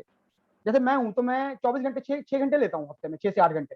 तो वही पैटर्न रहता है, तो उसमें मेरा कोर्स कंप्लीट हुआ था 6 महीने में, 6-7 महीने में। ये पैटर्न रहेगा, बीच बीच में टेस्ट होते रहेंगे फिर। और इनके ना बहुत सारे सेंटर हैं, इनके 20-22 सेंटर हैं इंडिया में। तो जो भी टेस्ट होंगे उसमें आपको बेंचमार्किंग करने का मौका मिल जाएगा कि भाई 700-800 बच्चे इकट्ठे टेस्ट दे रहे हैं, तो आप देख सकते हैं कि आपकी क्या परफॉर्मेंस है, ऊपर जा रही है, नीचे जा रही है, क्या गैप है। तो वो सब एक हेल्दी कंपटीशन बना रहेगा बेसिकली। लेकिन फिर भी मैं हमेशा कहूंगा कंप्लीट हमेशा अपने आप से करना। सर हाँ पारस। सर फिजिकल फिटनेस के लिए कुछ रहेगा उधर? फिजिकल फिटनेस के लिए मेरे ख्याल से आसपास पार्क है, थोड़ा जॉगिंग वॉगिंग कर लियो, सुबह उठ के योगा ध्यान कर लियो, हम सब हैं वहाँ पे, बता देंगे फिजिकल क्रिकेट का व्यवस्था नहीं है सर? क्रिकेट का बेसिक बच्चे फुटबॉल और बैडमिंटन वगैरह तो रखते हैं। अरे मैडम से, मीनाक्षी मैडम से बात कर लेना। मीनाक्षी मैडम बहुत खुले दिमाग की बंदी है, वो तुम्हारी सारी मदद कर देंगी, जो भी चाहिए होगा, जो भी पॉसिबल होगा वो प्रोवाइड कर देंगी वहाँ पे। सर डाउट के लिए भी आएंगे बेटा, हम लोग वहाँ डाउट भी कराएंगे। नीरज बेटा तू अपना माइक म्यूट कर, तेरी इससे बहुत ज्यादा आवाज आ रही है बेटा। वो पता नहीं तू कहाँ मोटरसाइकिल पे है कि बाजार में है, बहुत ज्यादा हॉर्न की आवाज आ रही है। मैं बोल रहा हूँ कि डाउट की कोई दिक्कत नहीं है, क्योंकि सर देखो नेट नहीं है ना। अच्छा नेट नहीं है, कोई बात नहीं बेटा। देखो पहली बात तो ये है कि तुम लोग वहाँ पे रहोगे 30 बच्चे आपस में, तो डाउट एक दूसरे के आपस में सोल्व कर दोगे। और अगर नहीं होते तो हम लोग हैं ना यार वहाँ पे, टीचर हैं क्यों, हम लोग हो जाएंगे, डाउट वगैरह की कोई दिक्कत नहीं आएगी। डाउट्स वगैरह तो तुम लोग इनफैक्ट व्हाट्सएप ग्रुप पे अभी भी भेज सकते हो टीचरों को अगर चाहो। सर हाँ भाई। फिजिक्स वाले सर बोल रहे थे एडवांस के बाद ऑफलाइन क्लास स्टार्ट होगा। बेटा ये अभी क्लैरिटी नहीं है, क्योंकि अभी हो क्या रहा है, अभी जो पुराना बैच है ना हमारा 11th बैच, वो भी सेंटर पे है। तो अभी वो जेई मेंस खत्म हो जाएगा उनका 4th वाला, उसके बाद जेई मेंस की लिस्ट आ जाएगी कि कौन सा बच्चा एडवांस में क्लियर कर रहा है, कौन सा नहीं कर रहा है। तो जो बच्चे एडवांस के लिए बचेंगे वो शायद वहाँ पे रहेंगे। और उसके बाद तुम लोगों को भी, मैंने मीनाक्षी मैडम से बात हुई थी, वो कह रही थी मैं कोशिश करूंगी कि इन बच्चों को भी बुला लें, क्योंकि हम तो चाहते हैं तुम लोग जल्दी से जल्दी आ जाओ यार, वैसे इतना डिले हो गया बैच, तो जल्दी आओगे तो जल्दी पढ़ाई करेंगे। और अगर बाई चांस ऐसा होता है कि एडवांस तक नहीं आ पाते हो, तो फिर ऑनलाइन मोड में पढ़ेंगे 1 महीना। हालांकि मुझे लगता नहीं ऐसा होगा, बट अगर ऐसा होता है तो ऐसे ही सही। अब जो भी कंस्ट्रेंट्स है क्या कर सकते हैं यार, अब दुनिया में कोरोना हो गया, किसी ने क्या कर लिया है बताओ, स्वीकार ही करना पड़ेगा ना कि भाई परिस्थिति ऐसी है, चलो जियो। तो वैसा है कुछ, देखते हैं जो भी बेस्ट होगा वो करने की कोशिश ऑफलाइन हो जरूर तो की उससे बेहतर कुछ नहीं। लक्ष्य मैं तो आपके साथ 200% एग्रीड हूँ। मैं तो चाहता हूँ कि ये जो मैं इंट्रोडक्शन ले रहा हूँ ना आप लोगों का, इंडक्शन, मुझे मजा नहीं आ रहा इसमें। मजा आता है जब 30 बच्चे सामने बैठे हो, बच्चों के साथ डिस्कस करो, बड़ा अच्छा लगता है। तो मैं तो खुद ही वेट कर रहा हूँ कि आप लोग आओ, फिर हम करेंगे इनिशिएट इस चीज को। जब तक नहीं होता तब तक यही मोड चलाते हैं जैसे चल सकता है, कोई बात नहीं। हाँ भाई, किसी को पूछना कुछ और अभी? सर अभी जो करंट बैच वहां पर है सर, उसका रिजल्ट हम जान सकते हैं? मोहित, ऐसा रिजल्ट रिजल्ट तो, है? हाँ रिजल्ट तो देख, मेरे ख्याल से 2-3 बच्चे हैं जो 99 परसेंटाइल से ऊपर आए हैं, और 98 से 99 में है 5-7 बच्चे, और 97 के ऊपर हैं। तो अलग अलग है बेटा, कैटेगरी वाइज भी होता है ना यार। ये तो अगर कोई अगर एससी कैटेगरी से है या ओबीसी कैटेगरी से है तो उसके लिए तो 92 परसेंटाइल बहुत बढ़िया होगी ना यार, एससी कैटेगरी में। तो वो एससी कैटेगरी में बच्चे हैं जिनके 95 परसेंटाइल हैं, ईडब्ल्यूएस कैटेगरी वाले हैं 99.2 परसेंटाइल टाइप से, तो मिक्स है रिजल्ट बेसिकली। तो रिजल्ट आपको चाहिए तो आप पूछ लेना, मैडम बता देंगे आपको रिजल्ट। तो हो जाते हैं, बच्चे जाते ही हैं हर साल सर हम IIT। जनरल वालों के लिए तो कट ऑफ बहुत ही हाई रहता है। भाई जनरल की बड़ी मुसीबत है, जनरल की बहुत बड़ी मुसीबत है, क्योंकि क्या किया जाए। लेकिन मैं भी जब पेपर दे रहा था तो मैं ये सोचता था कि यार इतना कंपटीशन टफ है, ये है वो है। लेकिन बच्चे मुझे ये बोलते थे, मतलब बच्चे क्या, जो सीनियर्स थे वो मुझे ये बोलते थे कि तुझे कितनी सीट चाहिए आईआईटी में? एक चाहिए ना, तो एक सीट तो तेरे लिए अवेलेबल है। तो कंपटीशन पे, मतलब ऐसी चीजों पर ध्यान मत दो यार जो हमारे कंट्रोल में नहीं है। देखो, दो तरीके की समस्याएं होती है जीवन में, एक वो जिनके बारे में तुम कुछ कर सकते हो, और एक वो जिनके बारे में हम कुछ कर नहीं सकते। तो जिनके बारे में हम कुछ कर नहीं सकते उनको स्वीकार करना पड़ता है, और जिनके बारे में हम कुछ कर सकते हैं उनके लिए पुरुषार्थ करना पड़ता है। दो ही तरीके हैं। तो एक सीट चाहिए लक्ष्य तुझे, एक सीट है अवेलेबल, चिंता मत कर, हो जाएगा। ठीक है सर। देखो, ये पॉजिटिविटी और ऑप्टिमिज्म मेंटेन करने के अलावा इंसान के पास कोई ऑप्शन नहीं है। अभी तुमने देखा कोरोना की लहर आई हुई थी, कितने लोगों के घर उजड़ गए। ऐसे बच्चे हैं जिनके माँ बाप चले गए, ऐसे लोग हैं जिनका बच्चा चला गया। अब आप सोचो कि जिनके साथ, जिन पे ये बीती है, उनके पास क्या ऑप्शन है। तो ये लाइफ की प्रोसेस है, और लाइफ धीरे धीरे हमको भरोसा दिलाती है उस इंटेलिजेंस में जो रन कर रही है इस क्रिएशन को। भाई इतनी बड़ी धरती सूरज के चारों तरफ ऐसी थोड़ी घूम रही है, कुछ तो रीजन होगा, कुछ तो लॉजिक होगा। इंसान को नहीं पता वो बात अलग है, इसका मतलब थोड़ी कि रीजन नहीं है, लॉजिक नहीं है। जब तक इंसान को ग्रेविटी नहीं पता थी तब तक ग्रेविटी थी नहीं क्या? ग्रेविटी तो हमेशा थी, हमेशा रहेगी। तो काफी सारी चीजें हैं, तो क्रिएशन है बेसिकली। भरोसा करो भगवान पे। आप देखो ना, अब कोरोना निकल गया ना, आप लोग बच गए ना सारे, मैं बच गया ना, यहाँ पे बैठा हूँ ना, आपसे बात कर रहा हूँ ना। तो जिसके साथ जब जो होना है वो होता है बेसिकली। आप अपनी तरफ से अपना बेस्ट देते चलो, जो आप डिजर्व करते हैं वो आपको जरूर मिलेगा, इस बात का भरोसा रखो।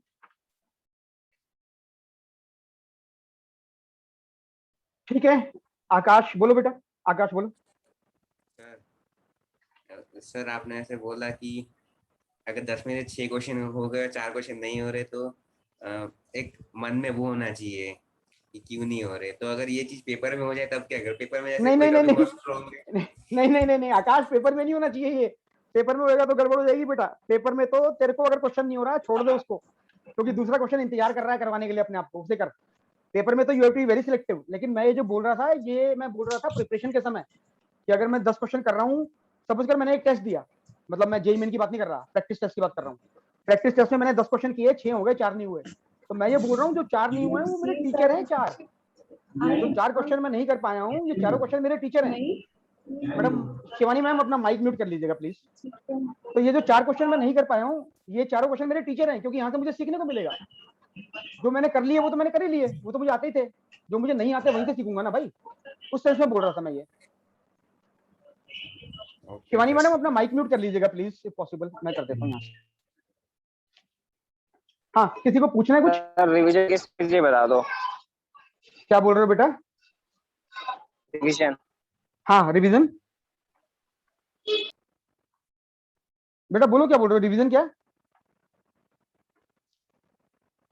सर रिवीजन कैसे करते हैं, इसकी स्ट्रेटजी पढ़ तो लेते हैं हम, लेकिन वाइज हो जाता है चीजें। अरे नीरज, ठीक है, देखो भाई, रिवीजन की स्ट्रेटजी तो मैं बाद में बताऊंगा, लेकिन रिवीजन तो तब होती है जब हम पढ़ चुके हो एक बार।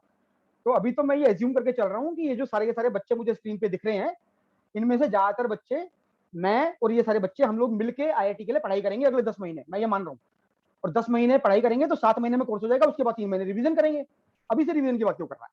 अभी से तो रिवीजन की बात कर रहा था, तो इस साल के पेपर को देख रहा है बेसिकली। लेकिन इस साल के पेपर को भी अगर देख रहा है तो रिवीजन का बेस्ट तरीका होता है प्रीवियस ईयर पेपर्स और कंसेप्ट को रिवाइज करो, और जहां पे तुम्हें गैप होता है क्वेश्चन समझने में, वहां थ्योरी को एक बार दोबारा रिविजिट कर लो। Sir previous year chapter wise करना चाहिए, पूरा पेपर उठा के लगाते चलो? बेटा डिपेंड करता है, अगर तेरा सिलेबस मोरलेस कवर है तो प्रीवियस ईयर पूरा पेपर उठा के लगाते चल, पूरा पेपर उठा के लगाते चल। जहां जहां पे अटकता है, अगर तुझे लगता है कि थ्योरी रेफर करने की जरूरत है, थ्योरी रेफर कर ले। और अगर तुझे लगता है कि ये मतलब थ्योरी रेफर करने की जरूरत नहीं है, थ्योरी क्लियर है लेकिन कंसेप्ट समझ नहीं आ रहा, तो उसका सोल्यूशन देख ले। लेकिन बेटर रहता है कि मिक्स लेके चल। डिपेंड करता है तेरे पास टाइम कितना है। अगर तू मुझे बोलेगा कि सर पेपर मेरा 1 महीने बाद है, 50 दिन बाद है, तब तो मैं बोलूंगा यार 7 टॉपिक है, टॉपिक बाय टॉपिक करना शुरू कर दे। एक दिन में 2 टॉपिक कर दे, एक केमिस्ट्री का, एक फिजिक्स का, अगले दिन फिजिक्स का, मैथ्स का, फिर मैथ्स का, केमिस्ट्री का। तो 2-2 टॉपिक कर ले, वो 40 ईयर्स वाली की जो किताब आती है जेईई मेन से पहले। तब तो मैं ये बोलूंगा। लेकिन अगर तू बोलता है कि सर 10 दिन बाद पेपर है, तो बेटर है कि 3-4 पेपर निकाल ले पुराने और उनको कर ले, और अपने एरियाज पे खेलो, अपने स्ट्रॉन्ग एरियाज पे। अल्टीमेटली तुम्हें 300 में से 75 क्वेश्चन है, कितने करने होते हैं? 50 क्वेश्चन कर लो, ढंग से बहुत हो जाता है। तो कौन से क्वेश्चन अटेम्प्ट कर रहे हो, ये बहुत इंपॉर्टेंट होता है। गलत क्वेश्चन में फंसे तो गए। किसी को कुछ पूछना है? सिद्धांत सर कैसे बचे सर? मतलब हर अटेम्प्ट में 50 क्वेश्चन किए थे। हाँ ठीक है, सारे सॉल्व करके किए थे। उनमें से मेरे 12 से 16 क्वेश्चन जो थे वो नेगेटिव ले गए मेरे को। अच्छा हाँ तो सर नहीं ठीक है बेटा, देख अब ये जो बात है कि भाई नेगेटिव हो जाते हैं नंबर, तो ये तो यार देखो फ्रिक्शन की तरह है, थोड़ा बहुत तो चाहिए ही ताकि चल पड़ो, थोड़ा बहुत तो रहेगा ही रहेगा। लेकिन हाँ, हमको इसको मिनिमाइज करना चाहिए। तो इसको मिनिमाइज तुम ऐसे नहीं कर सकते इस समय, अब नहीं कर सकते तुम इसको मिनिमाइज। ध्यान से सुनना सारे बच्चे मेरी बात, कि अब जैसे सिद्धांत बोल रहा है कि सर मैंने इतने क्वेश्चन किए, इतने गलत हो गए, मैं इसको मिनिमाइज कैसे करूं? तो ये एक मिनट में नहीं मिनिमाइज होगा, ये तो ऑनगोइंग प्रोसेस का पार्ट है। जब तुम गाड़ी चलाना सीखते हो, चाहे साइकिल चलाना सीखो, चाहे मोटरसाइकिल चलाना सीखो, चाहे कार चलाना सीखो, जब तुम गाड़ी चलाना सीखते हो तो दो चीजें होती हैं, एक होती है स्पीड और एक होती है एक्यूरेसी। कि भैया तो सही चलाना तो सीख लो पहले, जब सही चलानी आ जाएगी उसी के बाद तो स्पीड बढ़ाओगे। तो ऐसे ही जब मैं मैथ्स के क्वेश्चन सोल्व करना शुरू करता हूं, तो पहले मेरे कंसेप्ट स्ट्रांग होने चाहिए। कंसेप्ट स्ट्रांग होंगे और उसके बाद मैं पेपर अटेम्प्ट करना शुरू करूंगा। तो मैं हमेशा बोलता हूं कि ये मत देखो कितने क्वेश्चन अटेम्प्ट कर रहे हो, इस पे बाद में जाना। सबसे पहले तो इस बात को गारंटी कर दो कि जो भी कर रहे हो सही कर रहे हो। मतलब जो भी कर रहे हो सही कर रहे हो तो इम्पॉसिबल है, लेकिन कम से कम तुम्हारी एक्यूरेसी लेवल जो है 80% होना चाहिए, 80% प्लस होना चाहिए, कि तुमने 100 क्वेश्चन अटेम्प्ट किए और तुम्हारे 85 सही हो आते हैं। इस लेवल पे आओ पहले तो, चाहे 10 ही क्वेश्चन करो, 10 क्वेश्चन करो 9 सही हो गए, ये होनी चाहिए स्ट्राइक रेट। जब तुम्हारी स्ट्राइक रेट 80% हो जाएगी, उसके बाद अब तुम बढ़ो स्पीड को बढ़ाने के लिए। पेपर में क्या होता है, बच्चा होता है जल्दी करने के चक्कर में रहता है, जल्दी करने के चक्कर में रहेगा, मिस्टेक होगी। तुम सोचो ना, तुम गाड़ी चलाना सीख रहे हो, तेज चलाने की कोशिश करोगे, क्या करोगे? उड़ा दोगे सामने वाले को या खुद उड़ जाओगे, कुछ ना कुछ तो होगा ना वहां पे गड़बड़। तो हमेशा स्पीड और एक्यूरेसी में से the first thing that needs to be build up is speed and then accuracy and then comes the speed. और ये प्रिपरेशन का पार्ट है, ये अगले 10 महीने करोगे तुम लोग, तब जाके तुम्हारा ऐसा लेवल आएगा कि हाँ भाई मैं जो करता हूँ 80% एक्यूरेसी पे करता हूँ, अब देखता हूँ मैं कितने क्वेश्चन अटेम्प्ट करता हूँ पेपर में जाके। एकदम एकदम नहीं चेंज कर सकते हैं। ये वैसी बात है कि भाई आम का फल है और तुम कहोगे सर फल आम बड़ा खट्टा है, मुझे मीठा आम कैसे करूं मैं? सर मीठा आम कैसे करूं? सर पानी दे दूं क्या जड़ में, मीठा आम हो जाएगा क्या? नहीं होगा भैया, नहीं होगा। वो तो आम बनने की पूरी प्रोसेस है, जो बीज की क्वालिटी थी वहां से वो पेड़ निकल के आया है ना। तो वो तो तुम्हें पूरी अपनी प्रिपरेशन प्रोसेस में इस तरीके से चलना पड़ेगा कि तुम्हारी एक्यूरेसी धीरे धीरे बढ़ती जाए, और एक्यूरेसी बढ़ गई एक बार तो फिर तुम स्पीड बढ़ा लो, फिर तुम्हारी जो नेगेटिव मार्किंग है वो कम हो आती है। और बच्चे वैसे भी जब तू पेपर अटेम्प्ट कर रहा होता है या कोई भी क्वेश्चन अटेम्प्ट कर रहा होता है, तो तेरे पास 4 ऑप्शन होते हैं। 4 ऑप्शन में से मैं तो कहूंगा कभी भी गेस मत मारियो। गेस सिर्फ तभी मारियो जब तू उसको 2 पे जीरो डाउन कर दे कि यार या तो सी होगा या बी होगा। जब तू 2 पे जीरो डाउन कर दे तब तू गेस मार सकता है, लेकिन चारों में गेस मारने का कोई लॉजिक नहीं है। तो बहुत बच्चे गेस मारते हैं, इसके कारण भी नेगेटिव मार्किंग होती है। इंटेलिजेंट गेस मारो ना, मारना भी है तो। और बहुत सारी टेक्निक्स हैं यार, जुगाड़ की बहुत सारी टेक्निक्स हैं ऑब्जेक्टिव क्वेश्चंस के लिए। एलिमिनेशन है, सब्स्टिट्यूशन है, जनरलाइजेशन है, पर्टिकुलराइजेशन है। 3-4 तरीके हैं जिससे तुम ऑब्जेक्टिव क्वेश्चन सॉल्व कर सकते हो बिना मैथमेटिकली सॉल्व किए। तो वो सारी चीजें भी हम डिस्कस करेंगे बाद में। लेकिन नेगेटिव को कम करना ऑब्वियसली एक कंसर्न है, लेकिन नेगेटिव को कम करने के लिए स्ट्रेटजी जो होती है उस पर काम करना पड़ेगा। पहले you will have to work on accuracy and then you should start thinking of working on speed. उल्टा करोगे तो फिर गड़बड़ हो जाएगी। और किसी का कोई क्वेश्चन? सर एक्यूरेसी कैसे बढ़ेगी सर, ज्यादा क्वेश्चन प्रैक्टिस करने से? ना कंसेप्ट ना, थ्योरी कंसेप्ट क्लियर होने चाहिए भाई, पता होना चाहिए कोई चीज क्यों हो रही है। 3-4 चीजें हैं साइंस में, व्हाट, व्हाई, हाउ। क्योंकि ना हमें जिस तरीके से स्कूलों में पढ़ाया जाता है ना, उस तरीके में कंसेप्ट हमारे मिस हो आते हैं। मैं अभी तुम्हें फूड फॉर थॉट दूंगा, तुम्हें खुद ही समझ में आएगा। मैं तुमसे 7वीं 8वीं 9वीं 10वीं के क्वेश्चन पूछूंगा सिंपल मैथ के, और देखना हमें कैसे कंसेप्ट पता नहीं होते हैं। तो ये बेसिक लेवल पे कंसेप्ट अगर क्लियर होंगे ना, तो एक्यूरेसी अपने आप ही बढ़ेगी। तो क्वेश्चन करेगा, तेरे कंसेप्ट क्लियर है, या तो तू करेगा उसे, या तू गलत नहीं करेगा ना। अगर कंसेप्ट क्लियर है, या तो सही करेगा या नहीं करेगा। गलत तो होता ही तभी है जब कंसेप्ट में वीकनेस हो बेटा। कंसेप्ट हिला हुआ है तभी गलत होते हैं क्वेश्चन। इसलिए बहुत ज्यादा क्वेश्चन करने के चक्कर में मत रहना भाई। मैं तो ये बताता हूँ सबको, बहुत ज्यादा क्वेश्चन कर रहे हैं जी, बंसल की भी शीट लगा रहे हैं जी, आकाश की भी शीट लगा रहे हैं, नहीं भैया नहीं, इट्स नॉट रिक्वायर्ड। वो तुम कर सकते हो अगर तुम 9वीं क्लास से आईआईटी की प्रिपरेशन कर रहे हो। अब तुम यहाँ बैठे हो, अगले साल तुम्हें पेपर देना है, कहां से करोगे? कंसेप्ट समझो और आईआईटी के प्रीवियस ईयर के क्वेश्चन करो, बात खत्म। एक बार तुम्हारे अंदर कॉन्फिडेंस आ जाए कि तुम 50% 60% क्वेश्चन कर पा रहे हो आईआईटी के, 60% ऑब्जेक्टिव क्वेश्चन और 40% सब्जेक्टिव क्वेश्चन कर पा रहे हो अपने आप, बस move on to the next topic. Confidence की बात है। नहीं पीवाईक्यू बुक चैप्टर वाइज नहीं होती है बेटा। पीवाईक्यू तो पूरी आती है, अरिहंत की भी आती है, दिशा की भी आती है। एक बच्चे का डाउट आया हुआ है कि सर पीवाईक्यू चैप्टर वाइज लेनी है क्या? पीवाईक्यू एक पूरी आती है बेटा, मिल जाएगी देखो मार्केट में देखेगा तो। 42 ईयर्स आईआईटी क्वेश्चंस, दिशा की भी आती है, अरिहंत की भी आती है। उसमें चैप्टर वाइज होते हैं। हाँ चैप्टर वाइज ही होते हैं, लेकिन पूरी बुक में होते हैं, मतलब पूरी बुक में सारे चैप्टर होते हैं, तो वही लेनी है सॉल्यूशन के साथ। हाँ लक्ष्य, मैं डिस्कनेक्ट हो गया था, अब आ गया हूँ मैं। ठीक है, तो ठीक है, मेरे ख्याल से क्वेश्चंस तुम लोगों के हो गए हैं, तो मैं थोड़ा सा तुमको फुट फॉर थॉट दे देता हूँ, अगर तुम लोग कहो या किसी को कुछ और पूछना है तो पूछ लो एक बार। सर प्लानर नहीं मिला है। प्लानर नहीं मिला है, वो भेज देंगे बेटा, शिवानी मैडम भेज देंगी, या मीनाक्षी मैडम को ग्रुप पे डाल देना, वो भेज देंगी। तो उसमें वो एकेडमिक प्लान वगैरह सारा होगा कि कब कब क्या क्या क्लासेस होंगी।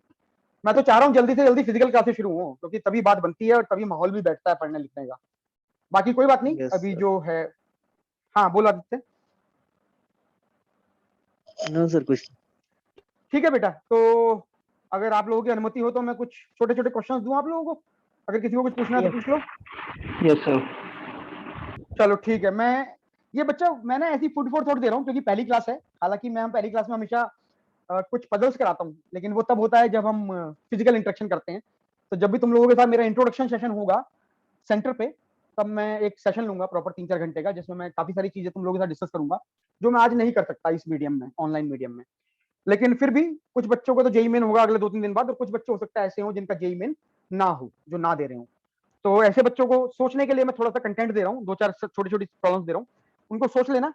तो अगली क्लास में मैं वेवी कर्व इनइक्वालिटी से शुरू कर दूंगा। वैसे तो सैटरडे संडे को जो क्लास होगी वेवी कर्व इनइक्वालिटी होगी, मैं सारे वीडियो अपलोड कर दूंगा, तो अगर कोई बच्चा मिस करता है या बाद में बच्चे ज्वाइन करेंगे हमको, तो वो भी देख लेंगे उनको। तो वेवी कर्व से शुरू करूंगा, then I will move to absolute value and then greatest integer, उसके बाद ग्राफ्स की तरफ बढ़ जाऊंगा। तो ठीक है, मैं कुछ छोटे छोटे क्वेश्चंस आप लोगों के साथ एक बार शेयर करता हूँ। आप लोगों को व्हाइट बोर्ड दिख रहा होगा मेरा अब स्क्रीन पे। व्हाइट बोर्ड नजर आ रहा होगा आप लोगों को? Yes sir. ठीक है, ठीक है। तो देखो, जैसे मैं छोटे छोटे क्वेश्चन देता हूँ। फॉर एग्जांपल देखो, अब हम अगर मैं तुमसे पूछूं कि 7, 5, 6, 3, 4 ये 4 का मल्टीपल है कि नहीं है, तो तुम कहोगे सर 4 का मल्टीपल नहीं है। क्यों? क्योंकि 34 4 का मल्टीपल नहीं है। ये तो पता होगा सबको कि अगर एक नंबर हो एबीसीडी, अगर एक नंबर एबीसीडी हो तो एबीसीडी 4 का मल्टीपल होता है अगर सीडी 4 के मल्टीपल हो, लास्ट के 2 डिजिट। तो ऐसा क्यों होता है? अगर कोई तुमसे पूछे कि ऐसा क्यों होता है, तो उसका आंसर तुम सोच सकते हो, अपने आप सोच लेना एक बार। मैंने सिर्फ हिंट के ये समझाने के लिए किया है। ये जो क्वेश्चन चाहता हूं मैं, जिसपे तुम लोग दिमाग लगाओ, वो ये है कि अगर कोई नंबर है लेट्स से ABCDEF, तो हमको ये पता है कि ABCDEF is going to be a multiple of 3 if A plus B plus C plus D plus E plus F is a multiple of 3। ये तुमको पता होगा कि अगर ये चीज 3 का मल्टीपल हो तो ये नंबर भी 3 का मल्टीपल हो आता है। तो ऐसा क्यों होता है? What is the logic? तो अब तुम खुद सोचोगे तो तुमको दिखाई देगा कि यार हम बचपन से इस चीज को यूज करते आ रहे हैं, लेकिन हमको यही नहीं पता कि ऐसा होता क्यों है।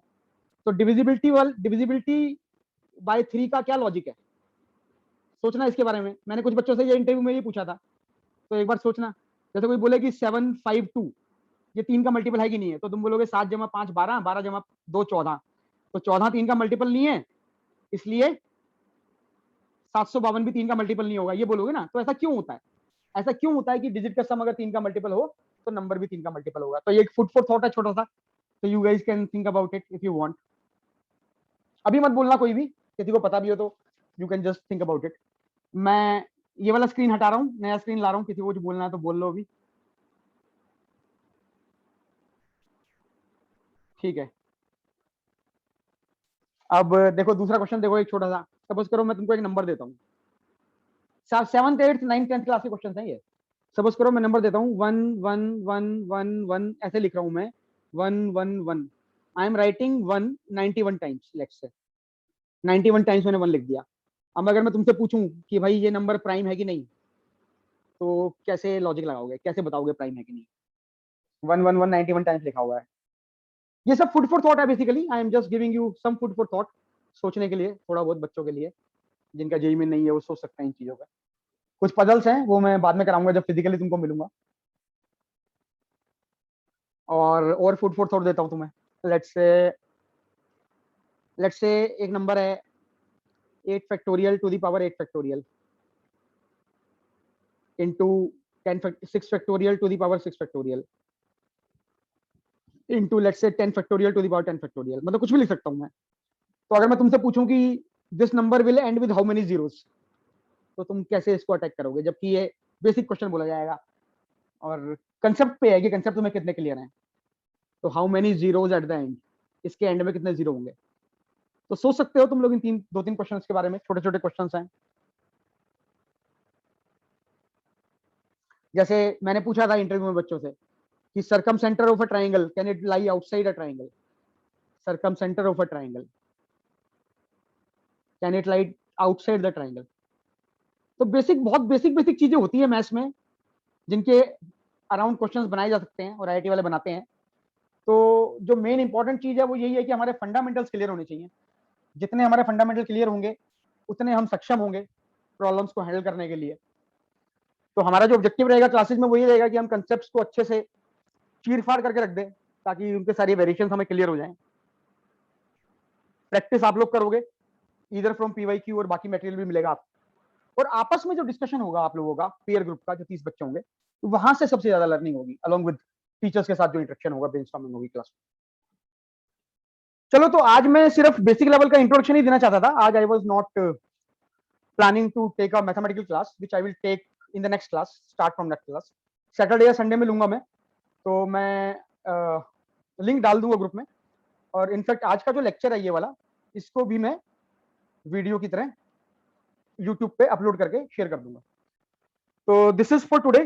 किसी को कुछ पूछना है एंड में तो पूछ लो, अदरवाइज हाँ बोलो बेटा। चलो 30 बच्चे रहते हैं, एक साथ ही रहते हैं फिर अलग अलग 2-3 रूम्स में 30 बच्चे डिवाइड होते ना हैं? ना, 2-3 रूम्स में है, मतलब रहते एक ही बिल्डिंग में है, एक हॉस्टल टाइप सेटअप समझ ले। बड़ी बिल्डिंग है, उसमें कमरे हैं, बड़े बड़े कमरे हैं, तो सबका अपना अपना बेड है, अपने अपने गद्दे हैं। और बच्चे कम से कम बेटा अलग अलग रूम के साइज होते हैं। अब देखना, अब इन्होंने नया नया सेंटर शिफ्ट किया है अभी, तो इस वाले सेंटर की सारी सारी चीजें अलग है पुराने सेंटर से। तो यहाँ पे मेरे ख्याल से 3 या 4 रूम है, उनमें से एक रूम तो बहुत बड़ा है, वो डबल हॉल है। तो उसमें 8-10 बच्चे होंगे, अलग अलग इधर उधर चित्राए हुए अपने अपने उस पे बेड पे और अपनी अपनी कुर्सी टेबल के साथ। और जो छोटे कमरे हैं वहाँ पे 6 बच्चे होंगे शायद। तो डिपेंड करता है कैसा सेटअप है, लेकिन सेटअप रहने लायक है, बढ़िया सेटअप है। और नोएडा में सेक्टर 30 में है मेरे ख्याल से इनका सेटअप। मतलब टेबल चेयर हमारे पढ़ने के लिए रहती है हमेशा, मतलब बेटा क्लासरूम होती है, क्लासरूम में पढ़ सकते हो, कॉन्फ्रेंस रूम है छोटे छोटे, वहाँ पे लगी रहती है। टेबल चेयर वगैरह कोई दिक्कत नहीं है, मतलब पढ़ने की कोई दिक्कत नहीं आई। टेबल चेयर भी है, क्लास भी तो होती है ना। क्लासरूम में जब क्लास हो रही है तब तो क्लास हो रही है, जब क्लास नहीं हो रही तब क्या हो रहा है वहाँ पे, तब बैठ के पढ़ सकते हो वहाँ पे, ग्रुप स्टडी कर सकते हो, इंडिविजुअल स्टडी कर सकते हो, सब कर सकते हो। ये एक अच्छी अपॉर्चुनिटी है जो तुम लोगों को मिली है। अब देखो कंपनी वाले, जो बाकी समाज वाले हैं, वो लोग पैसा खर्च कर रहे हैं ऐसे बच्चों को ढूंढ के जो टैलेंटेड हैं लेकिन जिनके वहाँ मीन्स नहीं है, उनको पढ़ाने की फैसिलिटी प्रोवाइड कर रहे हैं। हम लोग आईआईटी के पास आउट है, हम लोगों को यहाँ पे लगाया गया, हमको यहाँ से सैलरी मिलती है जिससे हम पढ़ा सके तुम लोगों को। तो अच्छा एक अपॉर्चुनिटी है, अच्छा सेटअप है, तो make use of it and feel good, gain confidence from it that you guys have been selected for this. Sir हाँ बेटा। सर जब मतलब हमारी क्लासेस नहीं चलती है, तीनों टीचर नहीं होते वहाँ पे, तो हमारे साथ वहाँ पे कौन होता है? सिद्धांत पूरा इकोसिस्टम है वहाँ पे तुम लोगों का, क्योंकि रेजिडेंशियल है तो वहाँ पे मेस वाले भी होंगे जो खाना बनाएंगे, सफाई कर्मचारी भी होंगे, वहाँ पे सेंटर मैनेजर भी होंगी जिनकी जिम्मेदारी होगी जो पूरा सेंटर देखेंगी। वहाँ पे मीनाक्षी मैडम भी वहीं रहती हैं उसी बिल्डिंग में, तो मीनाक्षी मैडम होंगी, सेंटर मैनेजर होगा, प्रोजेक्ट ऑफिसर होगा, एक एकेडमिक ऑफिसर होगा। तो there is a small ecosystem which will take care of you. उसके बाद फैकल्टीज जो है वो आते जाते रहते हैं। Faculties are not residential, faculties come from outside, take classes and go out, and whenever there are doubts और समथिंग दे विल कम। तो तुम लोग रहोगे वहाँ पे, पूरा मेस स्टाफ रहेगा वहाँ पे, सफाई वफाई करने वाले कर्मचारी रहेंगे, और पूरा ecosystem, academic officer, centre manager, ये सब रहेंगे वहाँ पे।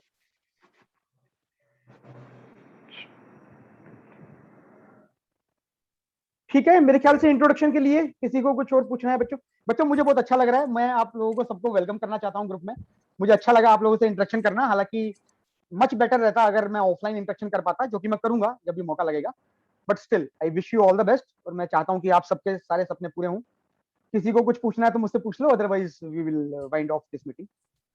सर हाँ आकाश।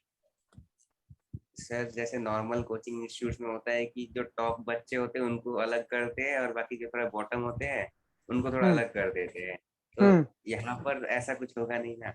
बेटा देखो, हमारे लिए तो तुम सारे के सारे टॉप हो, पहली बात, ठीक है। दूसरी बात है, जो बच्चा तेज होता है ना और जिस बच्चे को और ज्यादा चाहिए होता है, वो अपने आप ही टीचर से निकाल लेता है, क्योंकि टीचरों के पास ना, टीचर क्लास में वही देता है जो एक एवरेज बच्चा ग्रहण कर सके या जो 30 के 30 बच्चों के लिए रेलिवेंट हो। लेकिन ऐसा नहीं है कि टीचर क्लास में जो पढ़ा रहा है वो टीचर के पास उतना ही है, टीचर के पास हो सकता है और भी ज्यादा हो। तो जो भी बच्चा तेज होता है, इंक्विजिटिव होता है, जिसे और जानना होता है, वो टीचर से निकाल लेता है, ये अपने आप हो जाता है। तो अगर तुम तेज हो तो इस बात की चिंता मत करो, तेज बच्चे को तेज चीजें मिल जाती हैं कहीं ना कहीं से। और अगर 5-6 तेज बच्चे भी होंगे ना, तो आपस में मिलकर एक दूसरे के साथ नॉलेज शेयरिंग करेंगे, क्वेश्चन देंगे, तो वहां से हो जाता है। तो यहाँ तो इतनी कोचिंग की जरूरत नहीं है, लेकिन एक के बाद एक पेपर होंगे, 20-22 सेंटर है, तो तुम्हें दिखेगा तुम अच्छा परफॉर्म कर रहे हो, तो तुम्हें उसी हिसाब से मटेरियल भी मिलना शुरू हो जाएगा। Everybody is taken care of.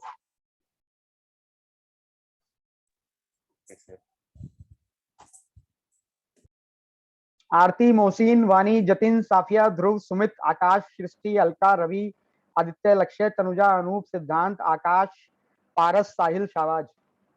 किसी और को कुछ पूछना है तो एक बार पूछ। सबके नाम ले लिए मैंने। चलो फिर आई एम एज्यूमिंग कि अभी कोई क्वेश्चन नहीं है। क्वेश्चन होगा तो पूछ लेना। मुझे तुम पर्सनल मैसेज भी कर सकते हो, डाउट्स भी भेजने हैं तो भेज सकते हो, और ग्रुप पे भी मैडम से पूछ सकते हो कुछ भी पूछना हो तो। ये सेशन रिकॉर्ड हो रहा है तो मैं इसको अब रिकॉर्डिंग को ग्रुप पे डाल दूंगा थोड़ी देर बाद। हालांकि आज मैंने मैथ पढ़ाया नहीं है, बट फिर भी 2-3 क्वेश्चन छोटे छोटे दिए हैं, वो सोच लेना, सोचने हो तो अगले क्लास में डिस्कस कर लूंगा अगर कहोगे तो। अगर आप सबकी अनुमति हो, इजाजत हो, तो आज के सेशन को मैं मीटिंग को एंड कर दूं फिर। Yes sir. ठीक है बेटा, all the Yes, sir. Best, मिलते हैं। Thanks a lot. Thank you sir. Thank you बेटा।